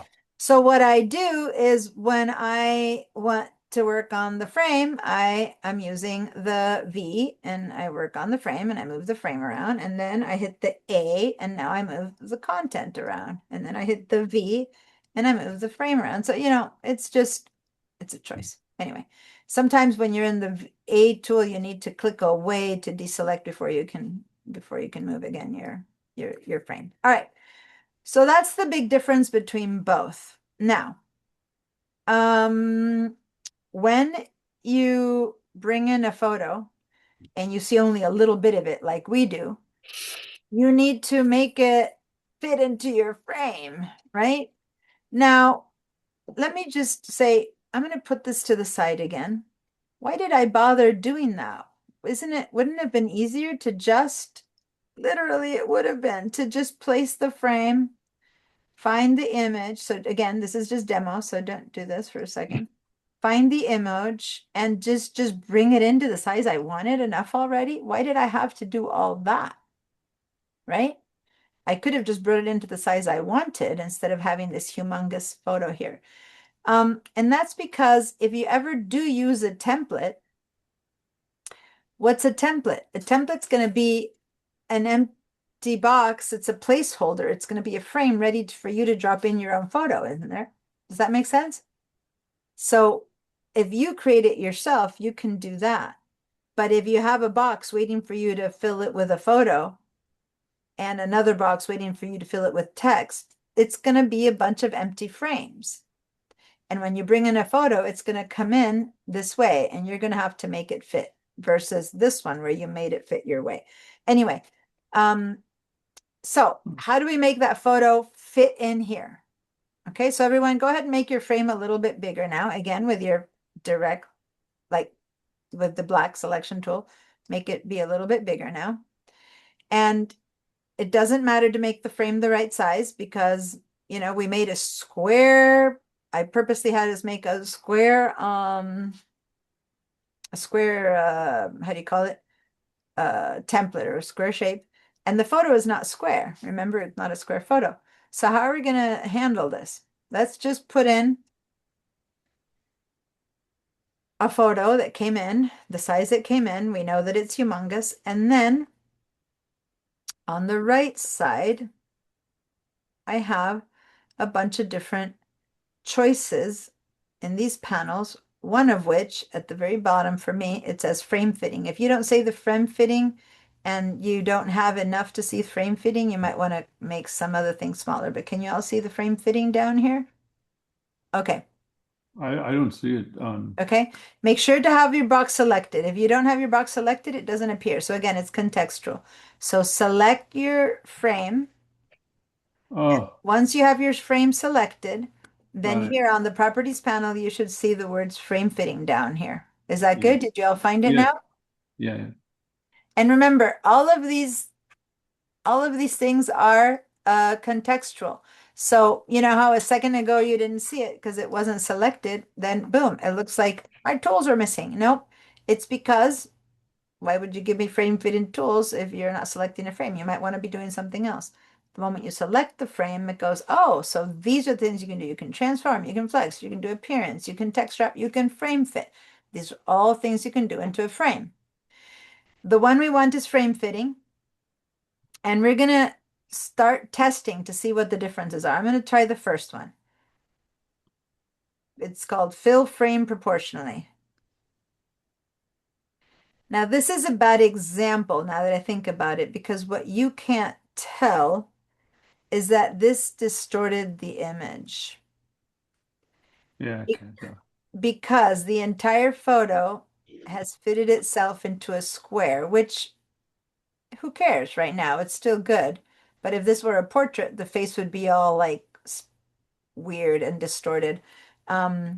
Let me bring in a better photo for that. I'm going to make a square frame and I'm going to bring in, what image do I have here that might be a better example? Do we do this right now too? No, no. Here's a face. Here's a face.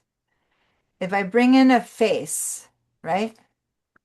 And I say fill, well, I guess that was kind of here. Let me give you an example of I bring in a frame that's long and skinny, or here. Sorry. Let me make a frame that's completely ridiculous for a face. And I'm going to say fill frame.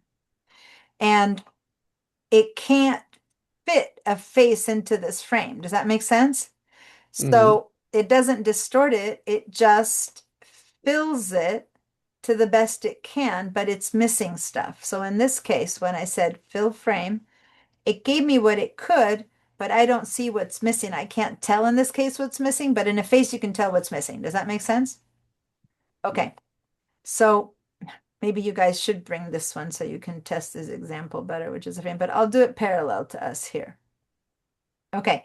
So now let's go ahead and say, okay, well then if that's not going to work, let's Command Z, undo that, right? And Command Z, so we're undoing that fill frame. And now let's try the next one. This one is fit the content proportionally. So then I do that. And now my photo is fitting correctly. And I'm going to do that to this as well, fit content. But I have a lot of extra frame.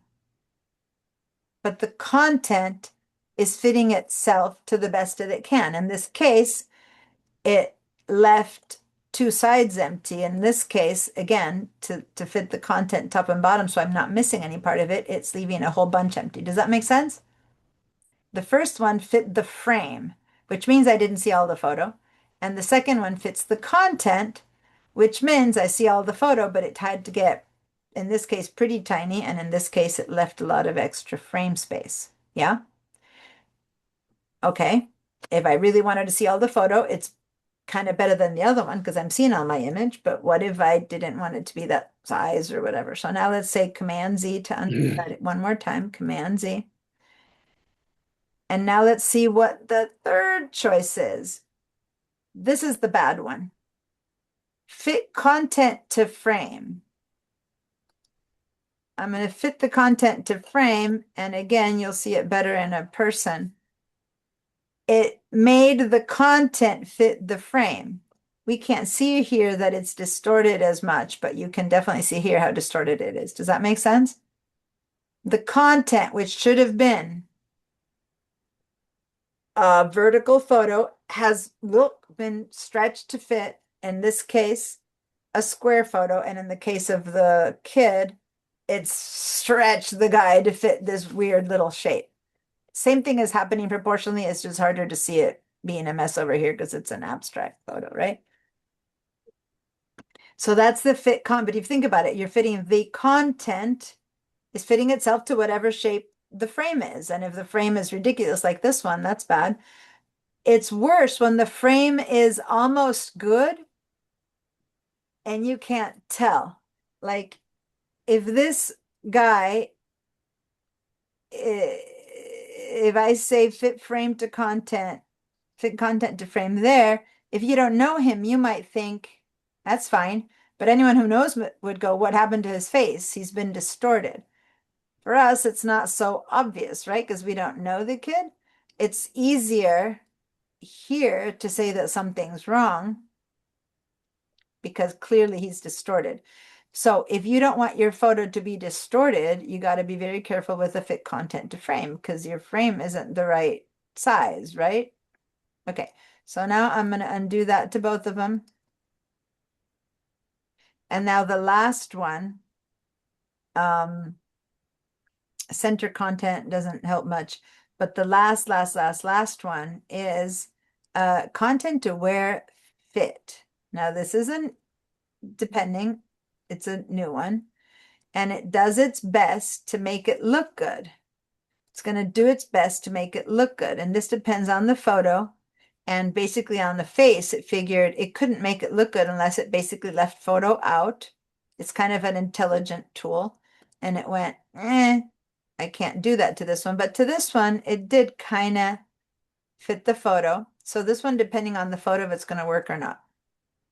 All right, I'm going to undo all of them. And the safest one at this point would be the second one, where you fit the content to your frame, or now we're going to our last one, which is auto fit. I'm going to click auto fit. Auto fit. And when you have auto fit connected, then if you bring in the image, it would, but right now the frame had to have auto fit set up before, then the fit would have happened automatically. But since we already have the image there, it's not going to work. So let's just turn, I forgot that you needed to have it on first. So let's turn that off. Okay. So here we go. I'm gonna do this, and you guys don't have this guy, so let's bring this guy in here again. The best one was the second choice. We'll select this one and we'll go with fit content proportionally because it's the only one that didn't mess my image up. And now I have extra frame. So now I can, wouldn't you have just set this up correctly at the beginning? Just go give me make the image 5 by 5 and boom, and then just drop it in. yeah, but here's the thing. You're assuming that you can control that photo in Photoshop and make it 5 by 5, which is a perfectly good assumption. You need to go do that in Photoshop. You need to decide what part you cut out, what part you don't keep anymore, and you make it 5 by 5 and you bring it in and it's perfect, right? Yeah. Sometimes, many times, you have a template, and a template is of a certain shape and size. And again, let me just show you what I mean. I'm going to say new document. Again, just watch. And I'm going to go to print and I'm going to find a template, whatever. This template, whatever. I'm going to open that template. Oh, it's going to make me download. Isn't there any that are already downloaded? I guess on this version, I don't have a download. Okay. So I'm going to show a little preview. Say that I get this template, right? What if in this is a lookbook. What if every single photo that I receive from all different models need to fit in here? And the photo that they gave me is a vertical one and my space is showing a horizontal. So I'm going to have to fit whatever photo I have into this. So I'm going to move her around until I see most of her face. You see what I'm trying to say? If you're stuck to a design where there's got to be a little diamond shape, you're going to have to fit that photo. See, that's the same photo as that one, I can tell. And they just fit it differently. You're only seeing this piece. So you need to be able to move the photo around inside of the frame when you have to stick to a template that has to be the same. Now, if you're designing it to your heart's content, you make the shape whatever way you want and you design the art. But when you're designing for things to fit in a certain place, then you need to know how to fit your image to the shape that you're given. Does that make sense? Yeah. Now, you could go in Photoshop and say, go ahead and fit yourself to 2x3. That's a great point, and that's called right fitting. And I did say last week we were going to do that in Photoshop next time. If I know I need it 5x5, go make it 5x5 in Photoshop. Save as, crop it, and bring it in, and it fits perfectly. Or bring that same photo in here, resize it with fit to frame, and then bring it in here and drag it around and resize it to fit to frame, and then the one photo fits for both. Okay, so it just depends a bit on what tool I'm showing you both options, right? I'm going to close that preview. So showing you how to do it when life is perfect and you designed, you make it be perfect. And when life is not perfect, then you have to fit it with one of these fit to frames versions. There's one more that I didn't show you before I give you before I let you ask your question, Katie, which is I skipped, which is the fit the frame to the content. So in this case, this face, I'm going to click this one, which is fit the frame to the content, and the frame is going to expand and fit itself to the right content, right? Which in this case means that it went and it had to get itself as big as that face used to be. I'm going to get rid of that now. Okay. Yeah, Katie. Whenever you have a second, could you tell me how to resize my images on Photoshop? Like, for example, like I'm getting a random photo off of the internet and then it's just huge. Yeah. So rarely would a photo that you get off the internet be huge, but yeah. Unless you're downloading it from a site where you're getting photos. But that's part of this whole lesson has to do with understanding, which is basically what Bob said. Why don't you go and resize it first in Photoshop, right? Yeah, that's one choice. So right now I'm showing you how to handle the photo that comes in InDesign, but then can you then go and first shape it and resize it and give it in Photoshop? And yeah, we can definitely do that. So hang in there. In fact, I'm doing that right now for my husband who's making a new website, and he just gave me a ton of photos and I have to resize them for him. Okay. So here we are. We have in one way or another fit the frame content back and forth, back and forth. If I end up with this size here, I still have leftover frame. I can either by hand grab it and try to snap it to the content, right? Or I can just do this last one. If this is the size of the photo I want, then I just go ahead and hit the fit the frame to the content and it snaps. And so now basically we're all together again. So the pink line, the inner pink line is 5x5, correct?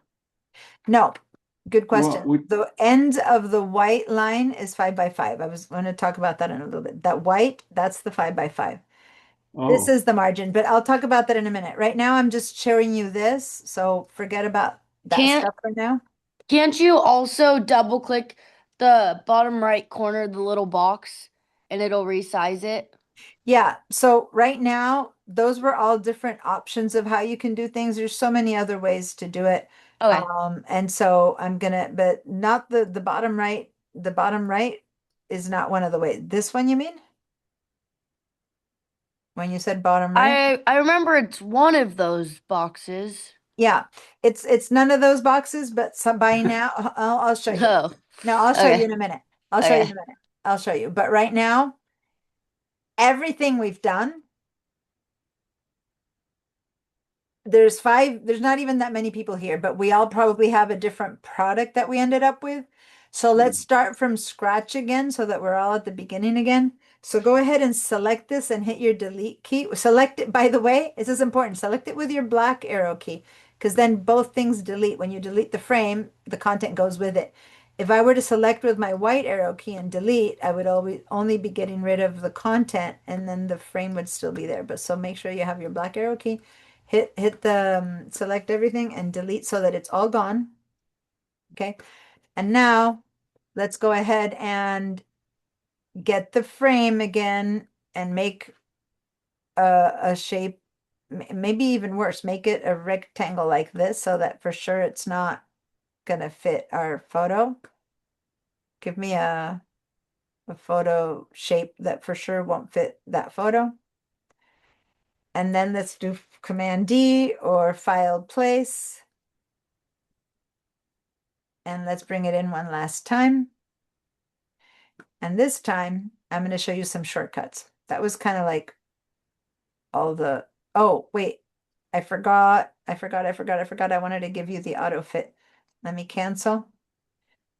If you've already brought it in, go ahead and hit Command Z to not bring it in. And then first let's say auto fit so that that frame has the auto fit frame choice turned on. Do you always Oh, want auto fit on? In this case, let's see what it does and you can choose. oh, wait a minute. And if you didn't do it in time, just delete whatever you brought in and make another frame. If you already brought one in, I'm sorry, I didn't stop you, and then hit the auto fit. And then we're But, gonna bring, and then we're gonna bring in the image. So now Command or Control D. Bring in the 5500. I got lost. I couldn't get auto fit because I didn't have it. Okay, the auto fit matters or doesn't matter, but let's start again. Make a frame.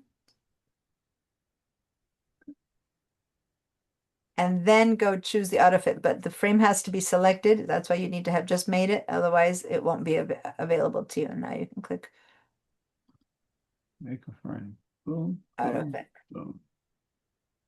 But, okay. Yeah, what's the but? Well, now when I go to the black key and I take my cursor and I make a box, I got No, not the black, this one. This is how you make the box with the rectangle frame, not with the black arrow key. That's the frame making tool. Oh, God. You want it to be long in there. Okay. We're only using the okay. black arrow tool or the frame rectangle tool. You Okay, make a frame. now I see the but this is auto fit. Yeah, and this one, see, if you look at when you hover over it, it says makes content resize as frame resizes. So we're gonna see what it does for better or for worse now, because as everything, nothing is right or wrong. They just do different things. Now we're gonna Command D, bring in that photo, and bring it in again. And again, Wow. we just brought it in. And at this point, can you tell a difference from before? It didn't come in humongous like before. Remember the circles were big? If you now want to look at the content and I go to this arrow key, it brought it in already constrained. Look at it's constrained to fit in such a way that my art is only like big one side, but not on the other side. That's because of the auto fit. It didn't come in like a page and a half big. Does that make sense? It forced itself to be at least to one of the two sides inside of the frame that I made. That's simply because of the auto fit. Now, for better or for worse, because it has auto fit on, when I try to make this bigger or smaller, right? It doesn't necessarily tell me when the photo is full or not full, but at least it's letting me work with it. But if this were a face, I'm distorting it. Like right now, if you can tell, some of those circles are becoming ovals and some are becoming less. So anyway, it's kind of out of fitting, but I'm not able to get the entire image in there at any point. See how I'm not really getting the whole photo? I'm still missing the bottom. So it's got each one of these. So now if I try to make it 5 by 5, and now let's make this be exactly 5 by 5. Not 5 by 5. This is 4 by 4 because I have half an inch of margin on each side and the white is 5 by 5, half an inch on each side. So this is a 4 by 4 image. So now if I say make content fit frame, I'm making it distort. But if I'm saying make frame fit content, then I'm seeing the whole image with spaces. In this case, it doesn't matter. both work, but I'm left with extra space. So what I want us to do is to learn how to make the whole thing follow, and it's a shortcut that you need to use. So the fourth choice, fit frame to content, is what I want you to choose, fit frame content. And then after this, we're going to be doing what I'm doing right now. This last thing, those are all choices. I'm going to use the absolute last that I'm showing right now is what we're going to use all the time. Okay, so what we're going to, right now, I'm going to teach you the way that I'm always going to have you bring it in. We brought it in. We have no extra frame. The frame is fitting the content. And how I did that is by clicking first on the second choice, then on the third choice. Okay, no, sorry, not the third, the second and the fourth, I'm sorry. Second and fourth. This is equivalent to having avoided all of that mess. If I didn't have a template to fill in, I just did a place, select, and just drag from here to here. Then the whole image is fitting as well as it can with no extra. Okay. So this is the way, unless you have a template you need to fit in like that lookbook that I showed you, this is the way I would normally bring in a photo. I would bring it in by clicking and dragging, making it fit one way or another. And now, if I want to make it bigger or smaller, that's where it's a problem because the frame won't let me do that. So now is when we're going to do a shortcut. Now what we're going to do is we're going to hold the, if you're on a Mac, you're going to hold, watch what I'm going to do.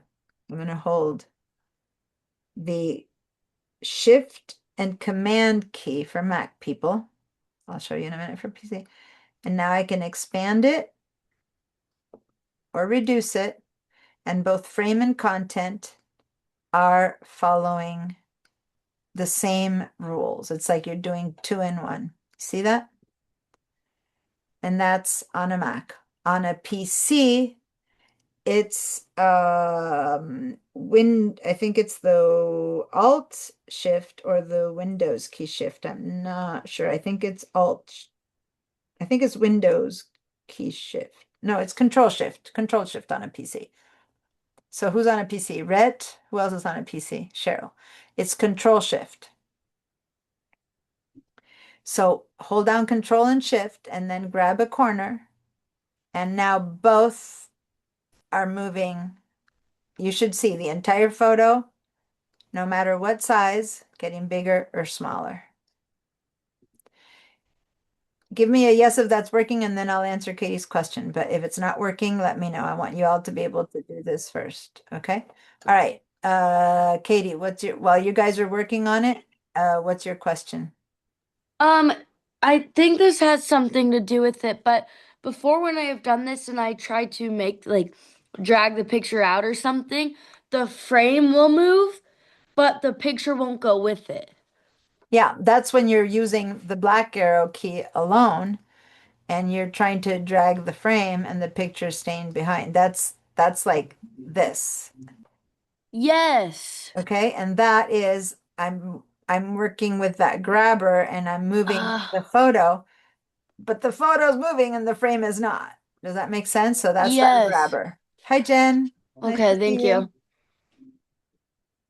All right, so I'm going to undo that, but that's why I'm saying avoid that inner piece because that's when you move the photo, the frame is still there, but the photo now isn't filling it because you moved the content. Yeah, that was my issue the entire time, but now I got it. Thank you. Yeah. Okay, so guys, let me clear your answers and I want to see a yes if this last thing worked for everyone. Jen, I'll catch you up. I'll help you catch up in a minute, but right now what I want is everyone to do the shortcut. Max, Shift Command, PC, Shift Control, grab one corner or one side, whatever it may be, and when you bring it in, the whole image should be content and frame, and content and frame, and content and frame, and content and frame. I'm not letting go of my shortcuts. If this is working for you, give me a yes. If it's not working, I can help you with share. Okay, cool. Um, Jen, we're in InDesign. If you want to just pop in an image, I don't know if you have this one from last week, but if you have any photo, you can just pop into a box. I'm about to change what we're going to do, so then you can follow through. But right now, if you want to, for the next few minutes, I'm going to be still using this. Cheryl, you didn't say yes. Is there a problem, or can I give you a hand, or are you good? No, I'm sorry. Yeah, good. I figured it out and I was playing with the little text effects too. Good. How about Ed? Is that working for you, Ed? Or oops, as I said, how about Ed? Ed just had to leave. He had told me he was leaving, and the moment I said, how about Ed? He disappeared. Didn't like to be called, did he? All right. Okay, yes, Jen. I'll just watch right now and catch Okay. up with the recording later. Okay. Yeah. All right. Thanks. By the way, she's been in my classes before. I want everyone who's new to me to know you can't take the class by just watching the recording. Technically, I have to drop you. It's a long story, funding and whatever. But if you attend the class, even in this case, if it's a portion of the class, and then catch up with the recording, then I can give you attendance and then all life is good, okay? So if you ever need to miss a class, please attend the portion that you can. Maybe you had a doctor's appointment or a plumber arriving or something, and you miss a piece, and then you catch up with the recording, which is what she's doing. That's fine. But you can't just watch recordings and get attendance. The way our funding works, you need to be present to the class. All right. It's not there's so many different ways that our funding works, but this is not a class that's online asynchronous where you do the work on your own. It's pretty much in person, only you're not in person, you're online, but it's like a face-to-face class where you need to sit on the seats. In this case, it's the seats of your own house, but yeah. Um, cool.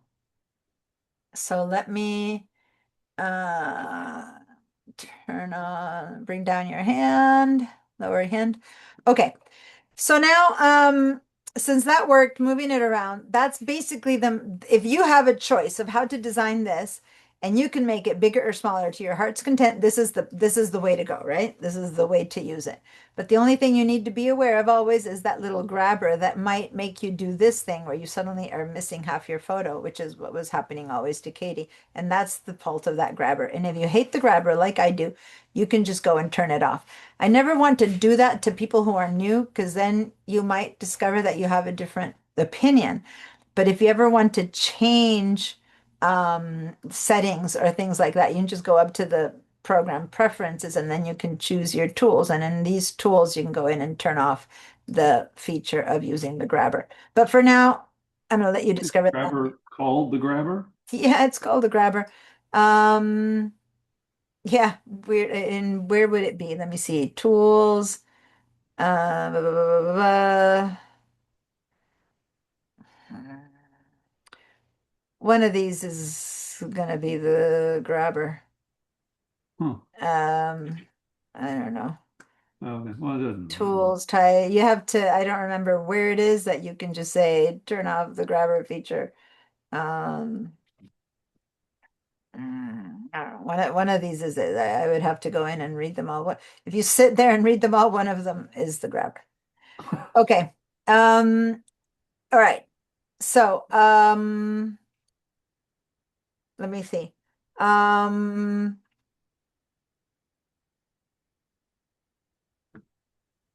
Let's now move over. Let's leave this here so we can come back to it. Let's move to page 2. So, basically, you all have created, this was all stuff that we've been doing in page 1. Let's scroll down or go down to your pages and double click and go down page 2, do something to come into page 2, whatever way you get over here. Let's hit the space bar and get the grabber and let's move over to page 2. Okay. So now, what's this? What are all these lines? What's this like pink and purple and red and white? What's all this stuff? Okay. So we had, if you, by the way, at this point, please grab your selection tool, the black one, the top one, click away, meaning don't have anything selected, because what I want here is the general document tools. If you still left something selected and you go down here, you're not seeing anything, but you still have all the tools to work on that box. Does that make sense? That's why I want you to be click to deselect anything. And now we're really seeing on the properties, we're seeing just the document information. And so it's basically, it's a 5x5, 4 pages, basically all the stuff that we asked for at the beginning, right? So this would be where if you were to want to change something, if you didn't want it to be 5x5, if you wanted to be say 5x7 or 8x8 or something like that, we could go over here and say I want it to be 3x5, and I hit a 3, and then when I hit return, boom, my pages are now 3x5. Does that make sense? I'm changing the document, and it's changing for everything. Oh, Does that's that, too bad. does that make sense? Now I'm going to go ahead and say I want it to be 8x5, and I hit return. And now I have an 8x5 document. Okay? Could you isolate that? Yes and no. Ugh. Yes, but we're going to do it differently if we want if you want one page to be different than the other. But for now, let's just go with everything is changing. Because for most documents that are multiple page documents, you're going to have all the pages be similar. Remember that this is a booklet where it would be a bit strange to have one page be different. It's not impossible to suddenly have a document where the middle page is going to open up into like an accordion or something, but then you would set that up differently. Right now, by being a 4-page booklet, you want all pages to change at the same time because the booklet's going to be printed in that way. If you want individual pages, you would have done individual files. Does that make sense? In the booklet mode, that you'd want them all to change. But yes, you can have some pages be different. Now, I can also here add more pages. I can say that I wanted this to be 6 pages, and I hit return, right? And then what's the only problem, so to say, was that you're not choosing where those new ones are going. They're just popping in. Suddenly you have, something new. Of course, they appeared as a spread. What if you had said you only want 5 pages? Then you're kind of messing up the whole spread thing, right? Because you have the opening and then 2 endings. And as a booklet, this wouldn't be viable. Like there'd be something missing on the other side, right? So in this case, we're going to be using even numbers. So I'm going to go back to 4. Yeah, isn't So it everything multiples of 4? I mean, when you when you're a in book, booklet mode, you have to, because that's how yeah, the a pages book fold is over. designed. The pages fold over. Even if you leave it empty, many times the first page and the back page are empty, but that's how the whole thing is going to be built when they print it. Okay, so here's where we made those changes. Margins, if we decide that our margins have to be bigger or smaller, we're changing them over here, and they're going to be changing everywhere. Okay, all right. So this is how we work with the document. Now, let's go ahead and where did I leave it? An 8x5. Sure, why not? Let's leave it as an 8x5 document. Now, if you have designed this, right? You already have designed it as a 5x5. Everything is fitting nicely. And then you decide to make it 8x5. Then there's this tool called Adjust Layout that it'll do its best to refit your layout that was a 5x5 to work with 8x5. Does that make sense? Or if it was an 8x5, to somehow scrunch it into a 5x5. It's not beautiful, but at least it does a lot of the job, and then it leaves you to clean it up. Got it? But now we have nothing, so it didn't matter. Everything we're doing is not affecting the image. But if we had a fully designed document that you're suddenly changing the print size, by clicking the adjust layout, it does its best to hopefully fit it all back into the new document. All right. That's what that tool is. Okay, so now what are these lines? Let's zoom in. And let's go back to page 1. Let me clean your answers. All right. So here we have, God, I'm freezing. Hold on. I have a little tiny heater here that's pointing to my legs. I'm gonna turn it on because I am cold. Or even better, I have a little blanket. I just saw Katie and I want to put my blanket on. There we go. I'm burning a chunk of wood. And Yeah, I am just freezing and I just thought, you know what?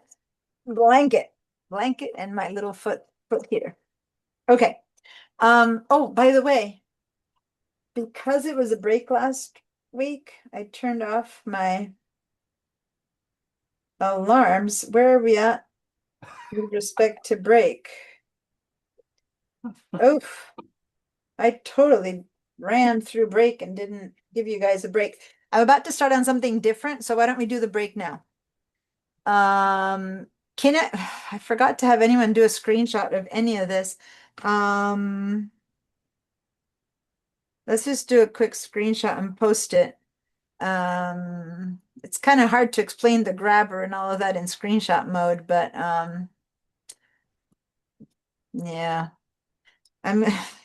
I should have had you do it when we had a frame that was a different size as the format. I'm going to do that. I'm going to make a frame that's a little bit different in size in the format. And you know what? I'm going to put it near the frame fitting tools, and I'm going to do a screenshot of that so that we can have an idea of what we're talking about, just the frame fitting tools. And that's going to be what I'm going to post. Let me give you again the chat and then we'll go on break, but let me give you the screenshot, not the screenshot, the link for this. And plus sign, Diana. And this is black selection, black arrow selection tool is the black arrow, handles the frame, and direct selection white arrow handles the content. Frame fitting tools appear on the properties panel when your frame and your content don't match. That's kind of the best. I'm going to write it right now. Don't match in size.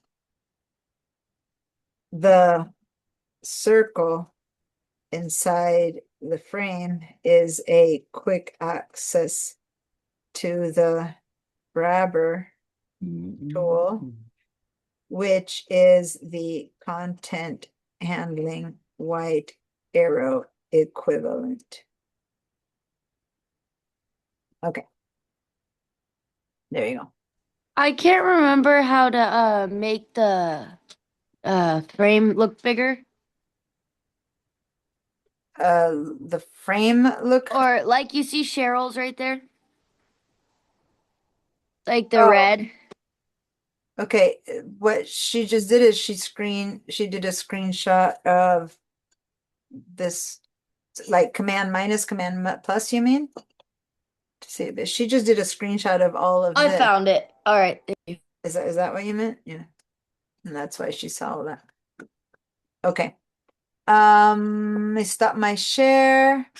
And where am I in time? 7:15 plus 15 is 7:30. So be back at 7:30 p.m. Oh, I have 7:30 p.m. Okay. See you guys in 15. okay.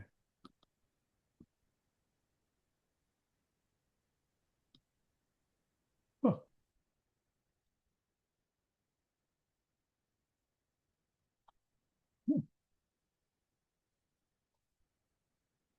Oh.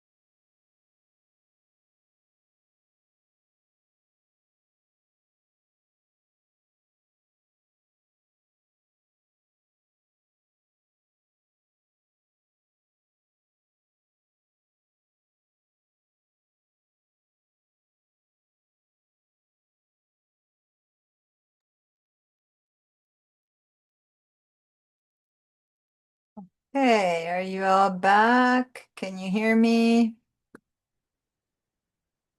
Yes and yes. And let me remove the spotlight. I guess for some reason I had a spotlight on me. Don't know why. Here we go. Okay. So I don't know if you guys get all of the emergency messages from SBCC. But there was a stabbing on campus. And my son was on campus, so I just texted him and he had just got home. So I'm so relaxed. But when I went on break, I went to check my phone and yeah.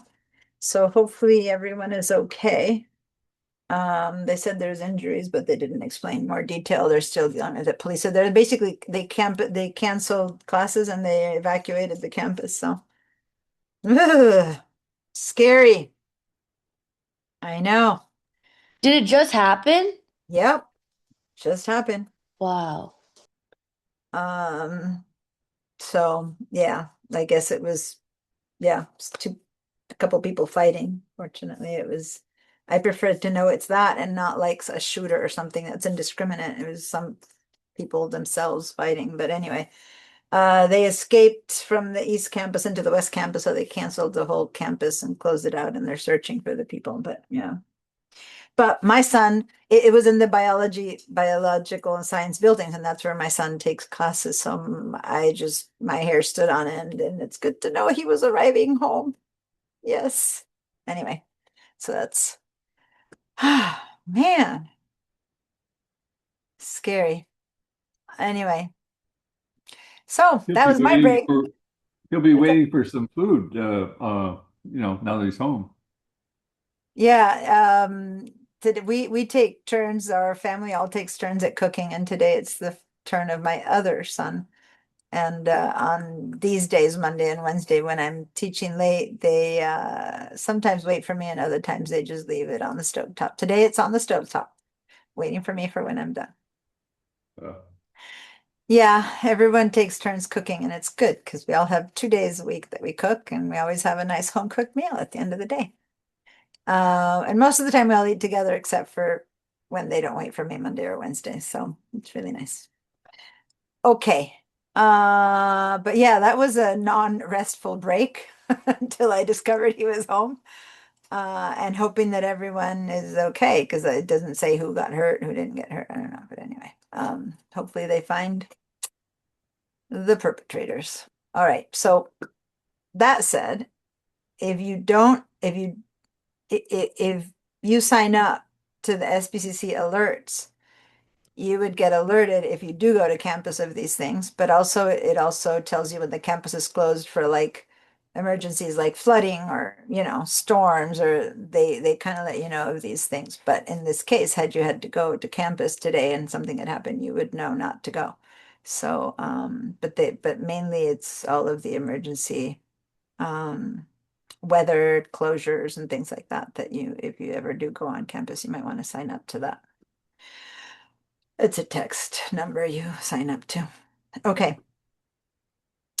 Cool. Any questions before we continue? I see, has everyone been able to post in the Padlet? I tried to post and it just grayed out. It didn't. I don't. I did a screen grab. Mhm. Oh, maybe I just didn't source it correctly. I just did the Yeah, screen grab and grabbed it off the desktop, and I just see Katie's and Rhett's and Cheryl's. Oh, yeah, I just kept yeah, dumping it that's it. because And it. Ed from earlier before he left. Oh no, that's the 6 days ago. I guess he didn't post today.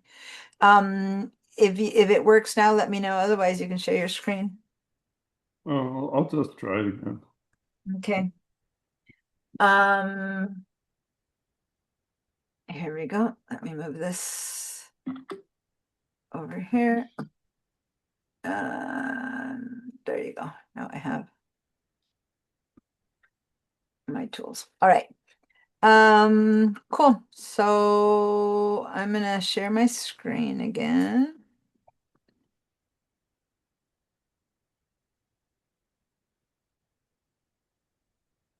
right? Okay, Jen, are you still there? Yeah. Can you hear me?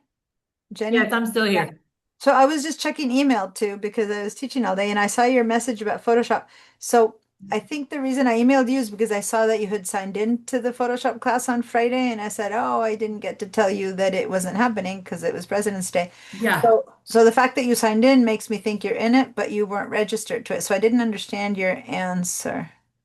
Oh, so I knew that we didn't have class. I didn't know that I wasn't registered. So I'll check Oh, with school tomorrow. okay, got it. Yeah. Because I know since you told me you were going to register, I sent you the link, but the Yeah. registration didn't come through. So that's why when I did the class message, you didn't Okay. get informed. So sorry that Okay. you were there It's okay. No worries. unnecessarily, but yeah, I just wanted to mention that. Okay. Okay. Cool. All right. So back to InDesign.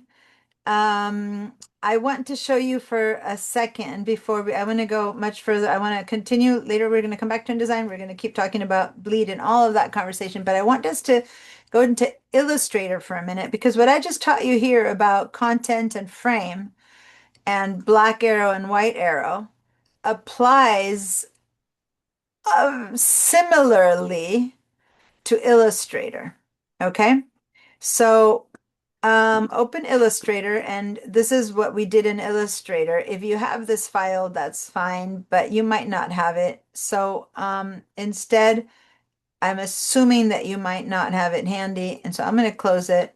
And what I'm going to have us do is just open a blank file because I'm just going to show you this quickly, and we're not going to necessarily do much more. So we're going to just go to File New, and let's go into Print and go with the default setting that opens from Print, nothing else. And we'll open it up and it'll be a basic 8.5 by 11. Give me a yes once you've done it. And I know that some of you guys might have never opened Illustrator yet, like Rhett, who hasn't had it open yet, and maybe Cheryl. I don't know if you opened it in VDI yet. So give me a yes when you're all here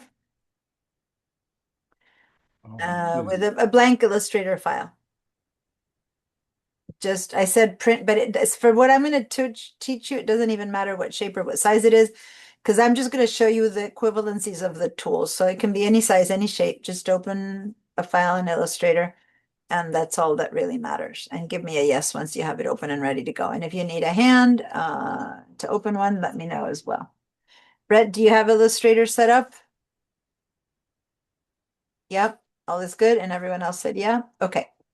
So let me clear your answers. And here we go. So let's go ahead. And I know we only did a little bit of work in Illustrator, but one of the things we did was similar to what we did in InDesign. So let's click on a shape. I mean, we spent almost a day on it. Let's click on a shape and let's click and drag and make a box of one kind or another. And just because it's such a white with nothing, let's click on the fill over here and give it a color. So it really has a fill of some kind. So I'm going to give it a, I don't know, blue color. Actually, blue is the bad color. And the only reason I'm saying it's blue is because the borders around this are blue as well. So let's give it a color where things will contrast. So I give it an orange or maybe a slightly less intense orange. That's probably better. And then I'm going to zoom in. Okay. So once you're here, once you have a rectangular box of some kind or another, and it's filled with a color that's not blue, then give me a yes.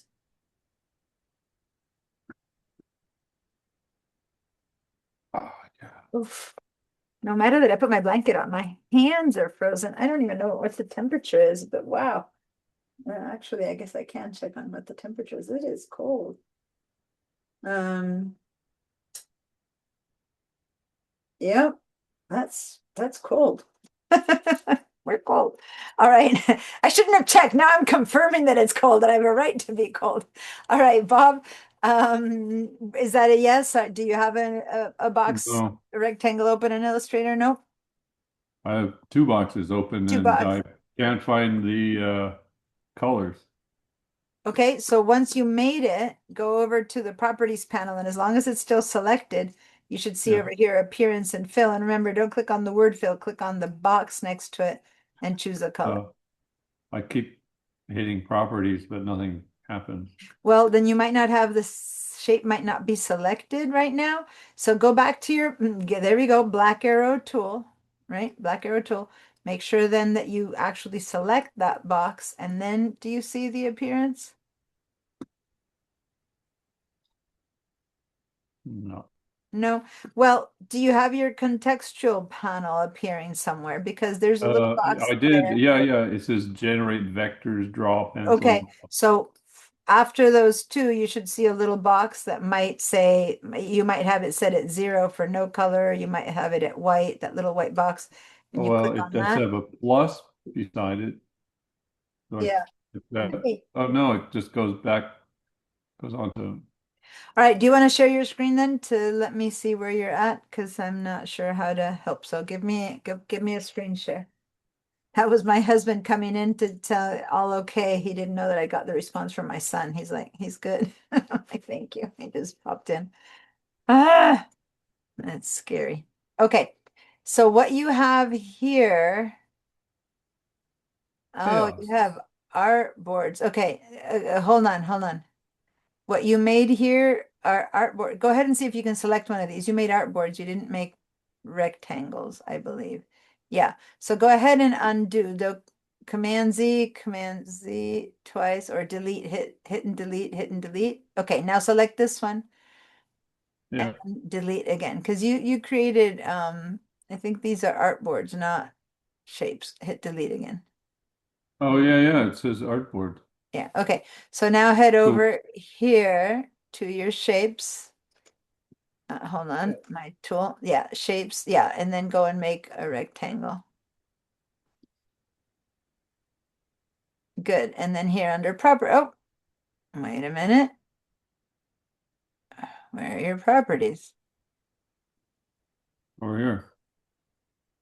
Okay. I don't know why your properties aren't popping in, but go ahead and go to this little box down here and click on that and give it a color. Oh. Why are your properties not? So choose one of these lighter toned. Yeah. Okay, let me have you do this. Head over to the top right where you see the furthest right Oh, yeah. rectangle box and change your, go ahead and do a reset. Click on that. That's Switch works, but yeah, click on it. And then which go one? ahead. Essentials? Essentials, yeah.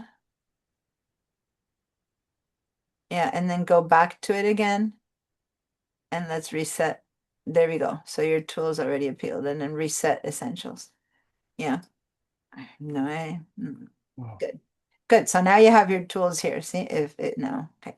Good. So that's when this happens, you go up here to the Yeah. When workspace some and tools are just not working, you just reset your palettes and everything should kind of go back to 0 again. And okay. that Oh, should work. thank you. All right. I just Oh. stopped your share. And now let me share mine. Okay, here I am. All right, so black arrow tool. All right. So black arrow tool, what it moves is, as you can see, there's something similar happening. There's a box. The thing is that in Illustrator, the content and the frame doesn't disconnect itself like it does in InDesign. In this case, the content is just a fill. So if this I had done an InDesign to that blue box, let me just jump over to InDesign again. To the same box. This is that equivalent. This is that box that we did here is the equivalent of the box we're making in Illustrator. This doesn't separate itself from content because there's no content to it. It's just a colored box. Does that make sense? The first one that we made. So this has no content to it. We just gave the frame a color. This is equivalent to what we're doing in Illustrator. We gave this box a color, but it's not like we brought in a photo or anything. Does that make sense, you guys? So they operate the same way. You can't disconnect frame from content. So then what's the difference between white selection tool and black selection tool? Okay, black select is going to help us. It's called a bounding box. This is a bounding box that holds this shape. And if I grab the handles and make them smaller or bigger, I distort or reshape, so to say, my shape. So grab it from all corners and you'll see how the shape changes size. Yeah. Let me clear your answers because now I'm going to go one step further. Okay. Now these handles are not the shape. These handles are called a bounding box. And in InDesign, we call it a frame. Here we call it a bounding box, but it's basically the whole, the things that manipulate the shape with. Now, it so happens that the bounding box is always a rectangle and this shape is a rectangle. Watch what happens if we go, instead of to the rectangle, let's go to the oval, the elliptical shape. It's the ellipse that's right under. And now let's go click and drag and pull out an ellipse of some kind. And once you do that, now you understand what I mean about the bounding box is always a rectangle. It's a shape that holds inside, in this case, a shape that allows us to see the bounding box. In the case of the rectangle, the bounding box happens to align with the same size and shape as the bounding box. Does that make sense? But other than that, you can see it in here that it's not. The bounding box is always a rectangle that encapsulates or holds the shape. Not only that, I'm going to move one a little bit off center from that one. And if I want to select one and the other and one and the other, I can't select both at the same time. If I want to select both at the same time, I'm going to hold the shift key and click on one and then click on the other. And as you can see, the bounding box now is like a basket holding both elements. Does that make sense? So you can only have one bounding box holding the elements, and it's always a rectangle. And it so happens that in this case, it does the same thing. I'm going to click away, click on one. And again, what does the bounding box do? Which is the black arrow tool manipulates the bounding box and it allows me to make the shape taller, bigger, smaller, thinner, flatter. And when I hold two, shift, click, shift, then now I'm manipulating both, right?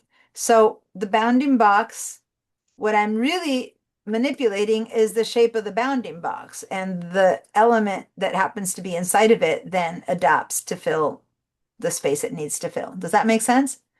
So it's not about the content, it's the frame. If you want to bring it back into InDesign shapes, words, it's the frame that I'm manipulating. It's the bounding box that I'm manipulating, and it so happens that it holds a shape inside that also gets changed. Got it? Okay. So that's the equivalency. Okay, then what does the white arrow tool do? Okay, let's all select this rectangle now. And first of all, to distinguish, see how my handles are all white, little white boxes right now around my shape? Look at the color, how they shift when I go into the white arrow tool. See how now suddenly they're blue and I don't have as many. Watch. The white arrow tool gives me 9 handles all around that I can manipulate. When I switch to the white arrow tool, now it's holding the equivalent of holding the content. It's holding the shape. And the shape in Illustrator is this rectangle, and it's created by an anchor point. Now it's not a handle, it's an anchor point and a path. See how I hover my mouth over here and it says a tiny little pink, it says the word path. And here's the anchor point. So it takes 2 anchor points and the path in between to make one side, 2 anchor points and the path in between to make another side, and so on and so forth. So I have 4 anchor points and 4 sides. Look what happens over here. Same thing, I have 4 anchor points and 4 sides. They happen to be curved to create this circle. Does that make sense? So see how there's no bounding box now popping out? Now I'm actually holding that element, that shape, if you want the content, that's the equivalent to InDesign. So how can I manipulate that? Okay, it's going to take 2 clicks. The first one, you click one of those anchor points one time. When I did that, it went blue and big and the rest went white. Now I'm going to click and I'm going to drag, and now I'm manipulating the content. Now this takes much more learning. Those of you who take my Illustrator class, you're going to learn much more. But I'm trying to show you how content, white selection tool, bounding box, black selection tool. So now if I manipulate this shape, it's going to be just fat, thin, tall, and short. Okay, long, wide, okay, tall and short. It's not manipulating the shape. The shape has been distorted by what? By the white arrow tool. So now I'm going to select this and click on that and then move it in, and that's how I'm creating a manipulation of the white. So if I were to now grab the black selection tool, then I still have a rectangle bounding box around it. Does that make sense what we're doing?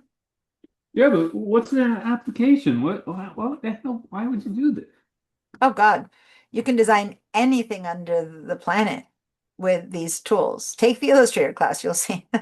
But if you're into straight photography, you might not be interested in doing that. But this is the basics of how you design anything that's ever been designed on a computer. You start with manipulating basic shapes, and you can create anything out of it. Logos, illustrations, designs. This could be something that you bring into InDesign, and it, like, for example, if I were to just bring this into InDesign right now, for example, and I'm not saying I will, but meaning I'm just throwing this in there. Let me go in here.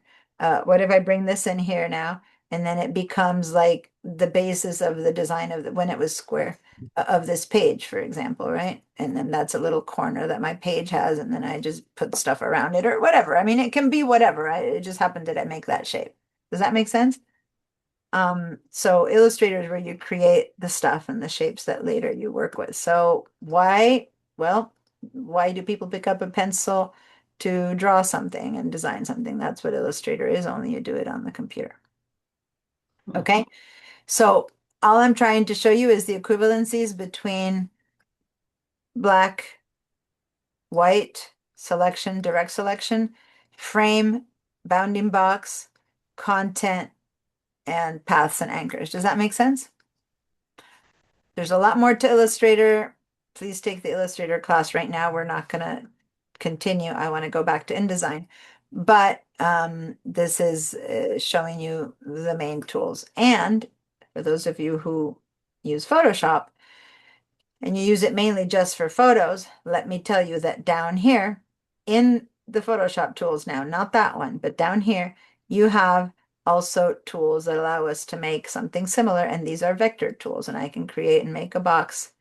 I just made a box in Photoshop. I'm going to fill it with a color, and then I'm going to use the same black or white arrow tools to manipulate the shapes and the handles and the panels and stuff like that. So here's the direct selection tool, or the other one. And it's a little bit different, right? And manipulating vectors in Photoshop is a whole different creature. But that's the equivalency, not that tool. Anyway, I'm going to undo that and go back to InDesign. So now those of you who did this in Illustrator, let's do a quick screenshot of this, and then let's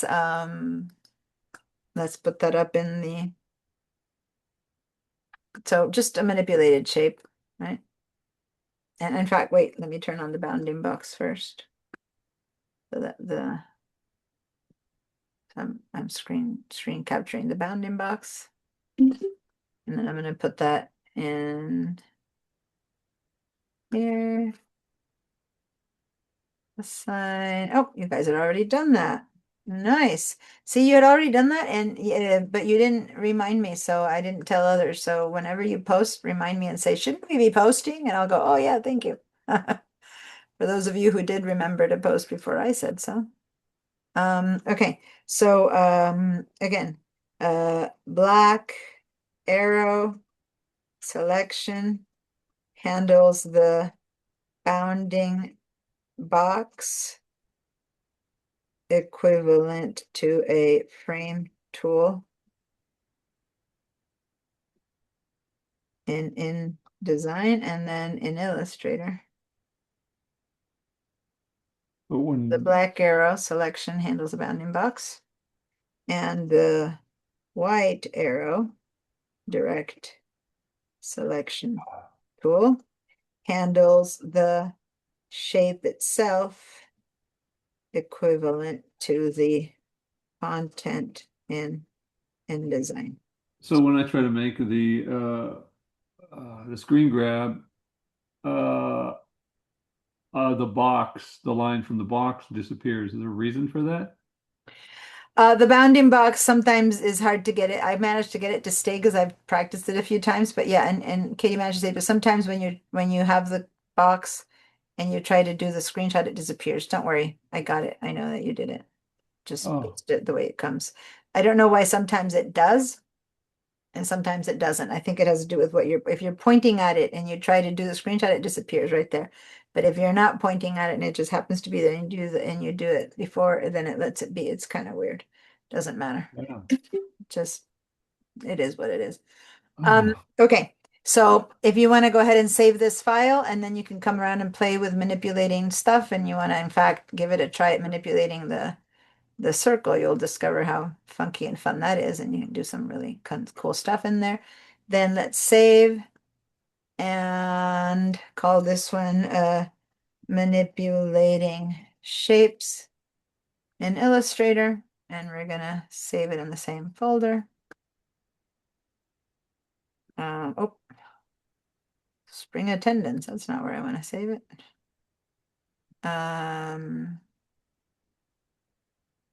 Fall 2026 Design Techniques. When I do that, it says my version's Illustrator 2020. Is that okay? No, it says version Illustrator. This is, do you want to make it compatible with 2020 and above? And you're always going to say okay to that. It's basically Oh. saying, should I let it be compatible? And you're going to say sure, yeah, okay. Okay, so that's not the version, it's just No, okay. just saying that you'll be able to open this file even if you have an older version of Illustrator. Many times you can't. You can, if you have a newer version of Illustrator of any app, it only allows you to open the file in that newest one. So say that you send a document with, Illustrator 26, someone who has Illustrator 2024, if you didn't say okay to that, it wouldn't be openable. But since you said okay, then it's going to be compatible all the way down to 2020. It's just a compatibility issue that to have some. Now, if there's a new tool that you created or did 2026 that 2020 didn't have, then it'll open just like a block or something, like it wouldn't be able to render it, but at least the file will still open. Yeah. All right, so that's Illustrator. Let's head back to InDesign. And now let's talk a bit more about these boxes and what does bleed mean? And, what's the whole point of these lines and these margins and stuff like that. So, when you have InDesign is a layout program, right? Where you're going to create your flyer, your brochure, your stuff like that. So where you put your elements really matters. The margins, which is this line, the pink and purple, it's purple on the sides and pink in the bottom. The margins are setting a boundary within which you have to have anything that's supposed to be legible. So if you have any text, anything that needs to be read, not like art in the background that has letters that it doesn't matter how they read, but actually like the address to the place where the event is going to happen or the name of the store or something like that. It needs to fit within the margins. And so that was that 1/2 inch. That was the default margin that we used. If we think it's too much and we want to give it more or less of a margin, we can do that. And sometimes margins is a place where you might want them to be different. They don't have to be always square. You might find that you'd prefer to have a taller margin in the bottom, like you might a 1 inch margin in the bottom and higher in the top or whatever. So that means that over here, as long as this is not linked, so when it's linked, if I click on it and it's linked, and I change my margins up or down, see how they've all changed at the same time. I'm going to move it back to the 0.5. If I unlink it, then I can maybe raise my top margin only. See how it's changing? Or lower it, and then the rest don't lower. So that depends on this thing. And then you have to move them all individually. And that depends on the document that you're, I'm gonna just leave them all at 5. And link them. So if I make any change in this document, I want it to be all the way around. Now, this is a place, I'm not, sorry, I'm going to leave it unlinked because this is a place where it does matter in books. In books, Yeah. many times the inner margin has to be bigger than the outer margin. And when I'm saying inner or outer, on this page, you would just call it left or right margin. Whoops. Oh, I hate that InDesign does this when I'm in a hurry. This would be left or right margin if it's a single page, right? But when you get to a spread, then this becomes the inner margin and the outer margin, because when you have a book, that's how, this is just a reading book, right? But I think I had to turn off my share. And, oh, I need to turn off my blur probably. Yeah. And even then it still doesn't want to. So you see what happens inside? Yeah, the gutter. The gutter. This is called the gutter. There's 2 gutters. We're going to talk about 2 different gutters, but this is one gutter that you need to consider, which is the one that's the inner margin or the outer margin. And depending on how big or how thick your book might be, if you have an inner gutter or margin, by the way, that's the same as your outer margin. Have you ever had the books where you need to kind of crack the spine to open them? Forget it if you have a beautiful photography book and when you open it up, suddenly, and it's a spread that goes through 2 pages, and you're basically missing half the, not half, but a big chunk of the portion that falls all the way in and all the way out. Does that make sense? So you want to work on the margins here so that the text doesn't become illegible because it went in there. So many times you do have a wider margin on the inside for the spreads than you do on the outside, depending. Okay. So that's what that would be. So in this case, if I were to be aware that this is going to be a document that needs more inner mutter, so then over here, I would have to make sure that this is unlinked. And then I would go over here and I'd make a bigger inner margin. And see how it wasn't about left or right, but rather inner? I don't see your shared screen. Oh, sorry, I didn't. You're right. Sorry, I had unshared and I didn't reshare. Thanks for telling me immediately, so I don't have to look for puzzled faces. You just did it yourself. So here's my page. And if it were left or right, then it would be to all my left pages to all my right pages. But by saying it's the inner margin, right? I'm going to change this size here and I'm going to make it bigger, and see how both of them are getting bigger. It's the right side for one page and the left side for another page, but it's basically the inner margin that I've made bigger. Does that make sense? Yeah. Because it knows that it's a gutter. So I'm going to exaggerate and make it much bigger. And you see how it's getting bigger on both sides versus on the outer ones, the 2 outer ones, which if not would be equivalent to the right or left. When you have a booklet like this, that knows that it's supposed to be the inner gutter versus the right or left side. Got it? I'm going to bring it down because I don't need it to be so much bigger. But let me make it a little bit bigger. Let's make the inner gutter. So make sure that this is disconnected and make the inner gutter be like 685, just so it's a bit bigger than those there. Okay. How does that look in here? Well, in this case, it has given me a different amount on the left side versus on the right side. But these are going to be the cover and the back cover, right? So it's still going to be gonna work. Or if you want to do an exception to this, then you might go ahead and go into this and make an exception. And remember that if this were to have an actual hardcover or a separate cover, it has to be designed as a separate document. Okay, so that's what the margins are. It's basically telling us where our text has to end, because if it ends over here and that's an inner gutter, when you open the document, you basically won't see it. Got it? All right. Everyone give me a yes if it's clear what the margins are or what the gutters are and how you change them and how they are marked. Okay.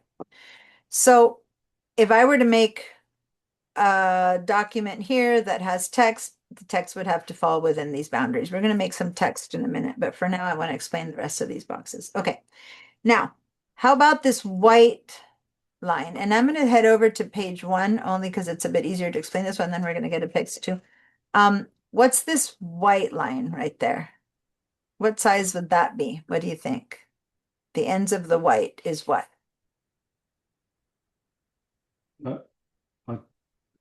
It's the size of what? Is this thing 8x5? In this case, it's my 8x5. It's the final document, the one I'll be holding in my hand. So when you write 8x5, what you're talking about is the actual document size that you want to hold when you're done with this whole project. Okay. So what you want is an 8x5 book. That's that number. And that would be the line that holds that book. Why did Hold- they put hold that. the other line? Why? What's that? Coming, why- coming. I'm coming. I'm coming. So now let's grab this image that we created. I'm gonna put this box here. Grab this image that we've been working with. Okay. And do you remember how to make it bigger and smaller proportionally? What was the shortcut, you guys? Shift command something. Yeah, Shift Command if you're on a Mac, Shift Control if you're on a PC. And now what I'm going to do is first I'm going to put the edge of this photo and I'm going to snap it, and it's going to do a little snap to the white edge of this image, just the top corner. And you'll see that if you're careful enough, it'll kind of do a little snap, and that's this feature that is called a snap feature. And then I'm going to grab this bottom and hold my Shift and Command, and I'm going to drag, and I'm going to drop it off when it finishes right at the other end of this document, right there. Tell me when you did that. And then I'm going to do the same with this box. I'm going to go over here and I'm going to put it in that corner. And then since this box, nothing matters, I don't need to hold anything because it's just a filled colored box, I'm going to go ahead and have it go to the end of the other image, and it doesn't matter right now. There we go. Oh, So when you've done this, let me know.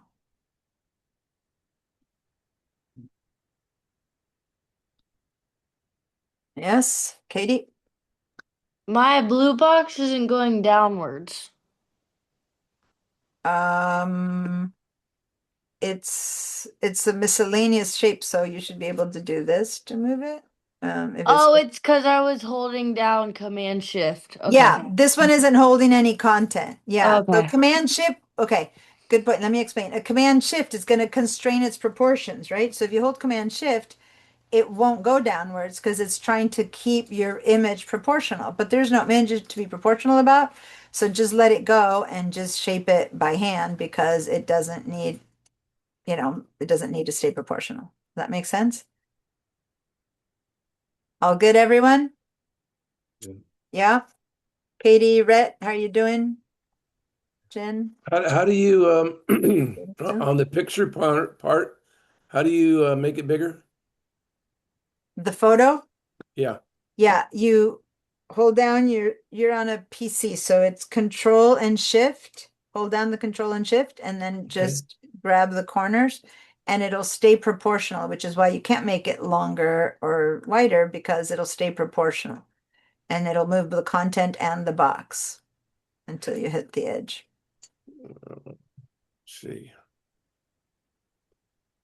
Okay. Is it not working? Control Shift and drag. No, Okay, didn't. go ahead and share your screen. Let me help you with that one because that's an important movement. Yeah, hang on. Just where are you?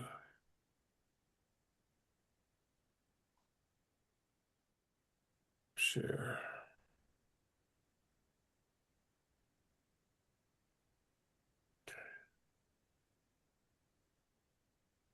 Okay. Okay, oof, you're so tiny. You should zoom in a little bit more so you have some control of everything you're doing. So just do control plus plus plus. Yeah. Okay, so now with the because you're not in your black selection tool. Go ahead. You've been moving. Let me just for everyone to understand what's happening. Do you see this this red line here? That's the box. That's your content. And so you've been moving the content tool. So go ahead and do undo Command Z. Or, yeah, there we go. And then Command Z one more time. That it pops in. There we go. So now you have the shape filled. So now go to your black arrow tool, click on it, select. You're fine. Just select it now. Yeah, it seems that you're at some point you did this already with your white selection tool. So now you might need to go back to your white selection tool for a second, pop it back into place, or you can do it with these fitting tools over here. But yeah, you're doing it. Yeah, put it back in there. Okay. And now grab your black selection tool. Click away first because you're still on Oh, your click inner away. tool. Like click somewhere neutral to it's okay. Black selection tool, but click when I say click away, click somewhere neutral. No. Literally out here first. Yeah. Just so that you don't have the white the inner The selected. white thing, yeah. Got it. Now select your shape again. No, but anywhere except for the center because you had selected in there and you had, okay. Oh, Now okay. grab your corner, Control Shift and stretch it.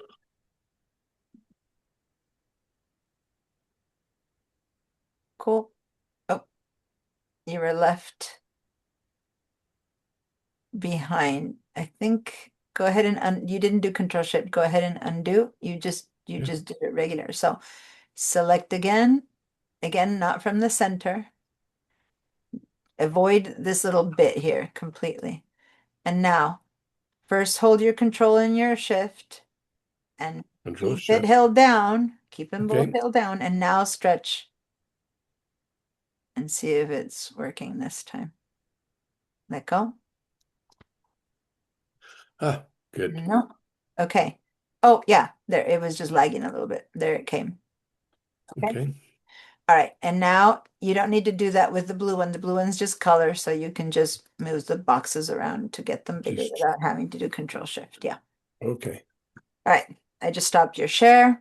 Okay, thank you. I'm looking at the time and I'm like, oh, I want to finish this, and it's 8:13. Okay, because it's really important to distinguish now between this line that we just demarcated with our shapes, which is exactly 8 by 5. And then what's that bleed line? First of all, let me say that if you want your document to print to the edges like this with color, this is exactly the wrong thing to do. So let me explain what's up.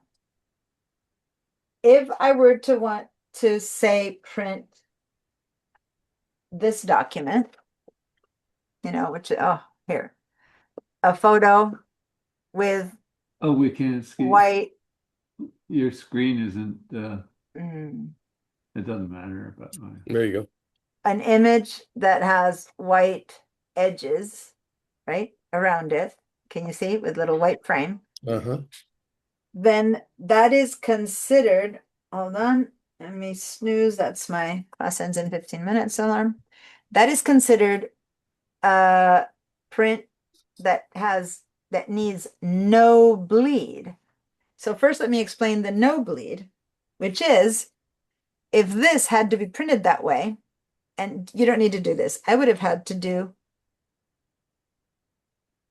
hold on. I would have But had that would to get to do, your screen. I would have had to do, oh, sorry, I forget that I had stopped sharing. Let me share again. Then I would have had to, and I'm going to move it over here for a second I would have had to do, God, I hate having this one. I would have had to do this like that, right? That's a no bleed. Then I have all that white around it. There's no color needs to go to the edges. But in this case, the intention of this is that my document would have no white around it and I'd have color going all the way to the edge. Does that make sense? Uh-huh. Yep. Now What the about the red problem, line? what's that? Well, what about the red line? Hold on, hold on. So here's the problem. If I send this to the printer and I make the color go exactly to the 8.5 that I want, then the printer is not going to print it in 8.5 piece of paper. It's going to print it in a big sheet. Then they're going to come in with the machine and they're going to go cut, and we'll leave this little bit because there's no way that ink can go to the edge, and they don't have 8 by 5 pieces of paper lying around. They don't have pieces of paper of the exact shape that you need anything to be at. What they do is they have a big sheet of paper, they print your thing, and then they cut off what they don't need. And the chances that the machine will cut exactly from here to there are 0 to nil. It just doesn't work. Okay. So what you'll end up is with a document that the cutter is going to come and is going to cut right there. So it loses a piece of blue. But then, since the document has to be 8.5 by 5, it's going to go and code over here. So you'll end up with a white piece of paper right there. Does that make sense? Because this is all printed on a big piece of white paper. So if you want your document to bleed, we call it to bleed, meaning to have color all the way to the edge, then your color has to be set to be bigger than your final document, and it Oh. needs to go out to the Sorry. bleed. Then when the Okay. machine comes and cuts, no matter that it's a little bit off to one side or to the next, you'll still have color. And that's why you bleed your color. Now, with a box that's just a box, you can make it bigger or smaller, it doesn't matter. But when you do that to your photo and you take it to the edge of the bleed, now we're going to have to go back and do Shift Command or Shift Control and expand it to the edge of this bleed. Then what's happening is that you're going to have a piece of your photo is going to be chunked off. Does that make sense? Yeah. What about your title on the spine that you want to be Yeah, we don't have a spine here yet, but uh, we'll talk about that when we have a spine. But right now we don't. This is an inner page, okay? So what's happening here when I print this, pay attention, see where my mouse is? Here, let me put a little box of color right here. Let me put a little colored box right there so you can really see what I'm pointing at. Okay. So this little box of color is marking the edges of my bleed, which means this is the edge of my 8 by 5. This is where I hope the cutter is going to do the good job and cut right there. Does that make sense? Yep. All right. What I'm about to do, I'm going to tell you in a minute what I'm doing, but watch my lines.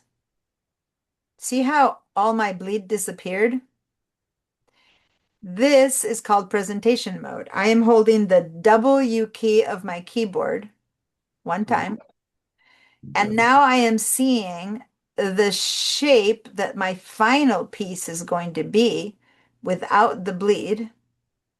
Because ideally the machine is going to come and it's going to go and cut right there and cut right there. And I won't have any white edges left over because I filled my bleed, right? But what's going to happen is I'm going to lose a piece of photo here, here, and here. Does that make sense? yeah. So when you put in a photo that's supposed to bleed to the edge, you have to make sure that you don't have anything crucial in there, right? Like hopefully you didn't put in a portrait and leave the tip of the eyeball there because that's going to be, you know, not the eyeball, whatever, is going to be cut off. Like you want to make sure that if it's a profile and your nose finishes, it finishes here, don't make it finish there, or the tip of the nose is going to be cut off. Does that make sense? Because the idea is that anything that's on the bleed is going to end up on the cutting floor. Yeah? So is everyone able to do the W and W? Have you all expanded your art to the bleed? Well, no. Yes. So when you hit the W, one time you see all your lines, your margins, your everything. And when you hit the W again, you just see what the final piece is going to be. This is considered presentation mode. This is what hopefully you'll hold in your hand when you're done. Yeah? But to design, you have to design in this mode because you need to make sure that your art is going all the way to the edges and all the way to the bleed and you're respecting the lines and all of that. Cheryl, you're like you have some faces going on. What's happening? Any questions? No, I love it. I love it when you see your faces because I can see that there's a question going on. Well, I for some reason I heard you say W and I'm like, oh, I'm like struggling with it, like getting the bleed. And then so I hit Control W and it closed out everything. I was like, Oh, Control W closes your file. Yes.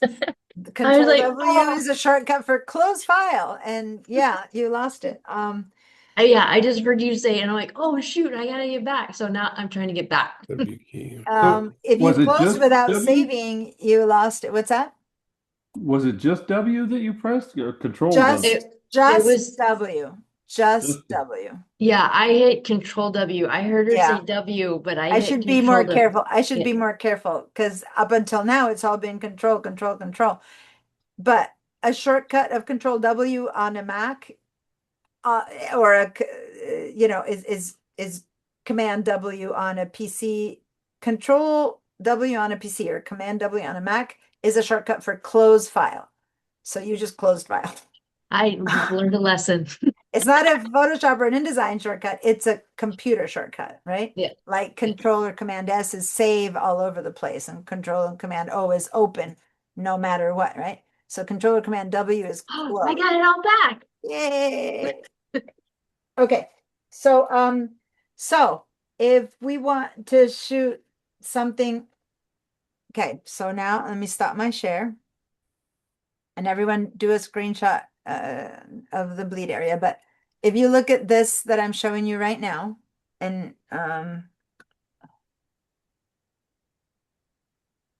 stop my blur. Okay, there's Wonder why that one doesn't go out of focus. Huh.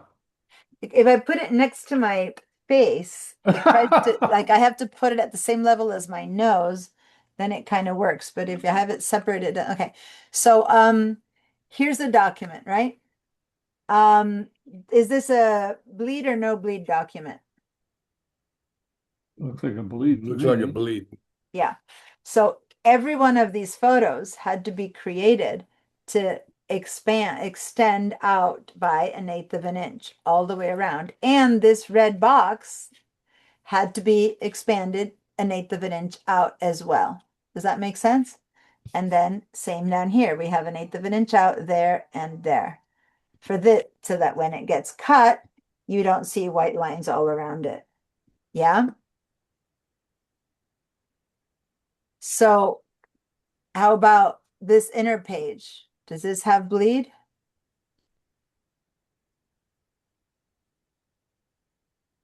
Nope. Maybe the one on the right. No bleed. Yeah, no bleed on this one. No. But see how it's respecting margins, right? Mhm. There's a limit where it doesn't go past for text. But the thing is that this is printed as a spread. And on the right, I do need bleed, not only over there, but I also need bleed over here, right? So Mhm. basically, this is one piece of paper. So there's going to be a bleed on the document no matter what, but there's nothing going to the ends here because this is just white paper.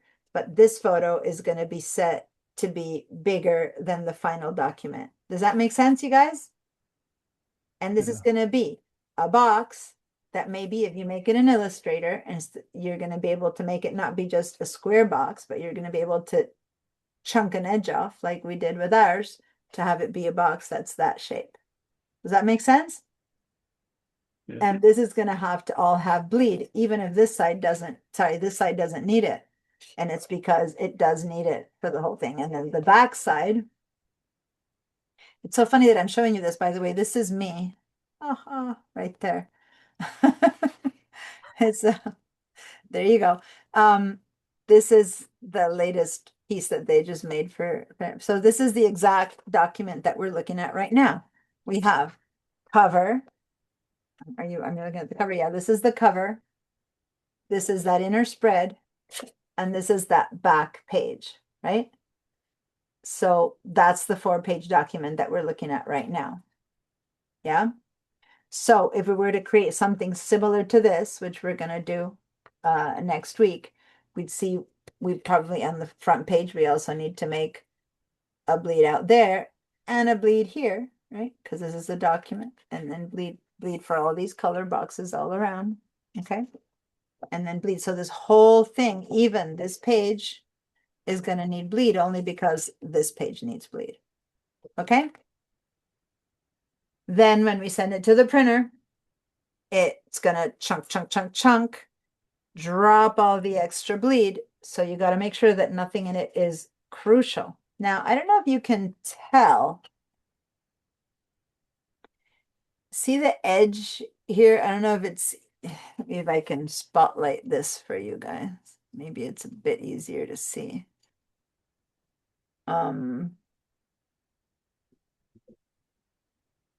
Okay. So do you see this edge? See how the art is finishing almost exactly right? Look what happens when I close it. Do you see that there's a little bit of stuff that you can see from the front? Oh, yeah. There's a little weirdo thing left there, and then this little bit of white that goes over her hair. It's because it belongs to this, whoever designed this, right? They left that little errant piece of art that was probably a piece of furniture or something behind her hair, right? And thus, who really would notice this except for maybe a designer? But that little chunk there is a piece they should have cleaned out. See that? It's minimal, but it's there. But then this here is the fact that the fold isn't exact, and that's the beginning of the back page. You see that? That the fold is taking over a little bit into the front. Don't you just make sure that the front cover is the thing that slips over the edge? So yeah, Not if this back. had been designed better, that center point of the back page should have been made exactly to actually bleed a little bit over the back, just by Yeah. less than 1/8 of an inch, so that when the fold happens in the back, you'd have maybe a little bit of the front, but it's worse if the front has a bit of the back. Does that make sense? This is so minute, it barely makes a difference, but you see how you see white behind her hair?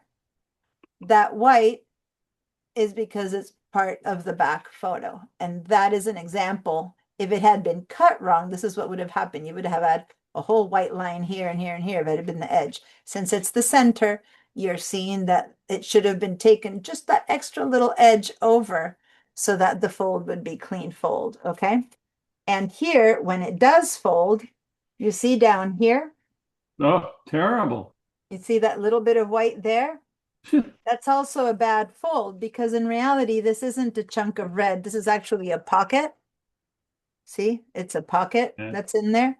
And so when they designed it, that fold right there, they left it so that there's a bit of, it didn't fold exactly right. So that white that you're seeing is really this inner page that is just folding over. So the red continues from here to here. That's not a problem, but the fold isn't precise. So what you're seeing is that the fold is a little bit off. Does that make sense? And that little bit off of the fold there is also probably what's having us see that little bit there. So when you design things, you gotta try to do your best to build in, mock it up, cut it, show it, and go, where's the weak point here? And the weak point is that as this doesn't get folded correctly, we're gonna see a little bit of the inner stuff. That said, is it horrible? Sometimes it is. When it's horrible, you gotta fix it. Sometimes, nah, it's not an issue. Just it's fine. The next one was folded right and it's fine, but this one was folded wrong. It's a bit of line. No one's gonna care. It's not like a high-end, really expensive photography book where you certainly can't have something like that going on. Does that make sense? Anyway, start looking at products, start paying attention, and notice the folds of a bottle of milk or whatever. Start noticing which things bleed and fold well and which have little leftovers. It's kind of fun when you start paying attention. You go, wow, this happens everywhere. But the bleed issue on the sides, I'm constantly picking up magazines, things, and just saying how there's a little cut, a little white, and it's just not having the bleed. So if we're going to talk more about this, we're going to put it into practice, do more exercises, and we're going to begin to fill out a document so you can see more of this happening in real life. All right, give me a screenshot of this bleed, correctly placed bleeds, and I'm just gonna go ahead and do a little screenshot of the edges where I'm showing bleeds and margins. And yep, I see you guys. Oh, thank you. Pressing W puts in presentation mode. Good. Working with bleeds. Okay, so you guys are doing that. All right. We have until Monday. So if you guys can push and do, that assignment where you take photos in RAW and in JPEG, more knowledge to you, basically, if you do it, and then you'll see the differences. And then if you can, just today we just created a little 8.5, 5x5 first, and then we turned 8.5 little 4-page document. If you can create, that's a greeting card shape, right? If you want to create a little greeting card, it's a 4-page document, and put a little box that says happy birthday, and then the inside in the spread, which side would have to say wishing you a great day, and then when you turn the back page, which side would say, company so and so with a little logo, you know what I mean? And then look at it, print it out, and see if you fold it, if it works the way you expect it to fold. It's kind of an interesting way to see how things really work. Okay, doesn't need to be perfect or pretty. And then do a little screenshot of that and just post it. You have until Monday to do. If you want to just go ahead and do a business card, but if you can do a little something, and again, not pretty, just something that says happy birthday, want to see you later, and in the back, company so and so. Just the important thing is print it out, cut it out, and then put it together and see if it works the way you think it should work. Does that make sense? That's called making a mock-up. Just actually see where the folds are and where the things are and see how they work. That's really what matters, to have you begin to understand the way things work. Okay. Okay. Have a great. So, do we have to make that by Monday?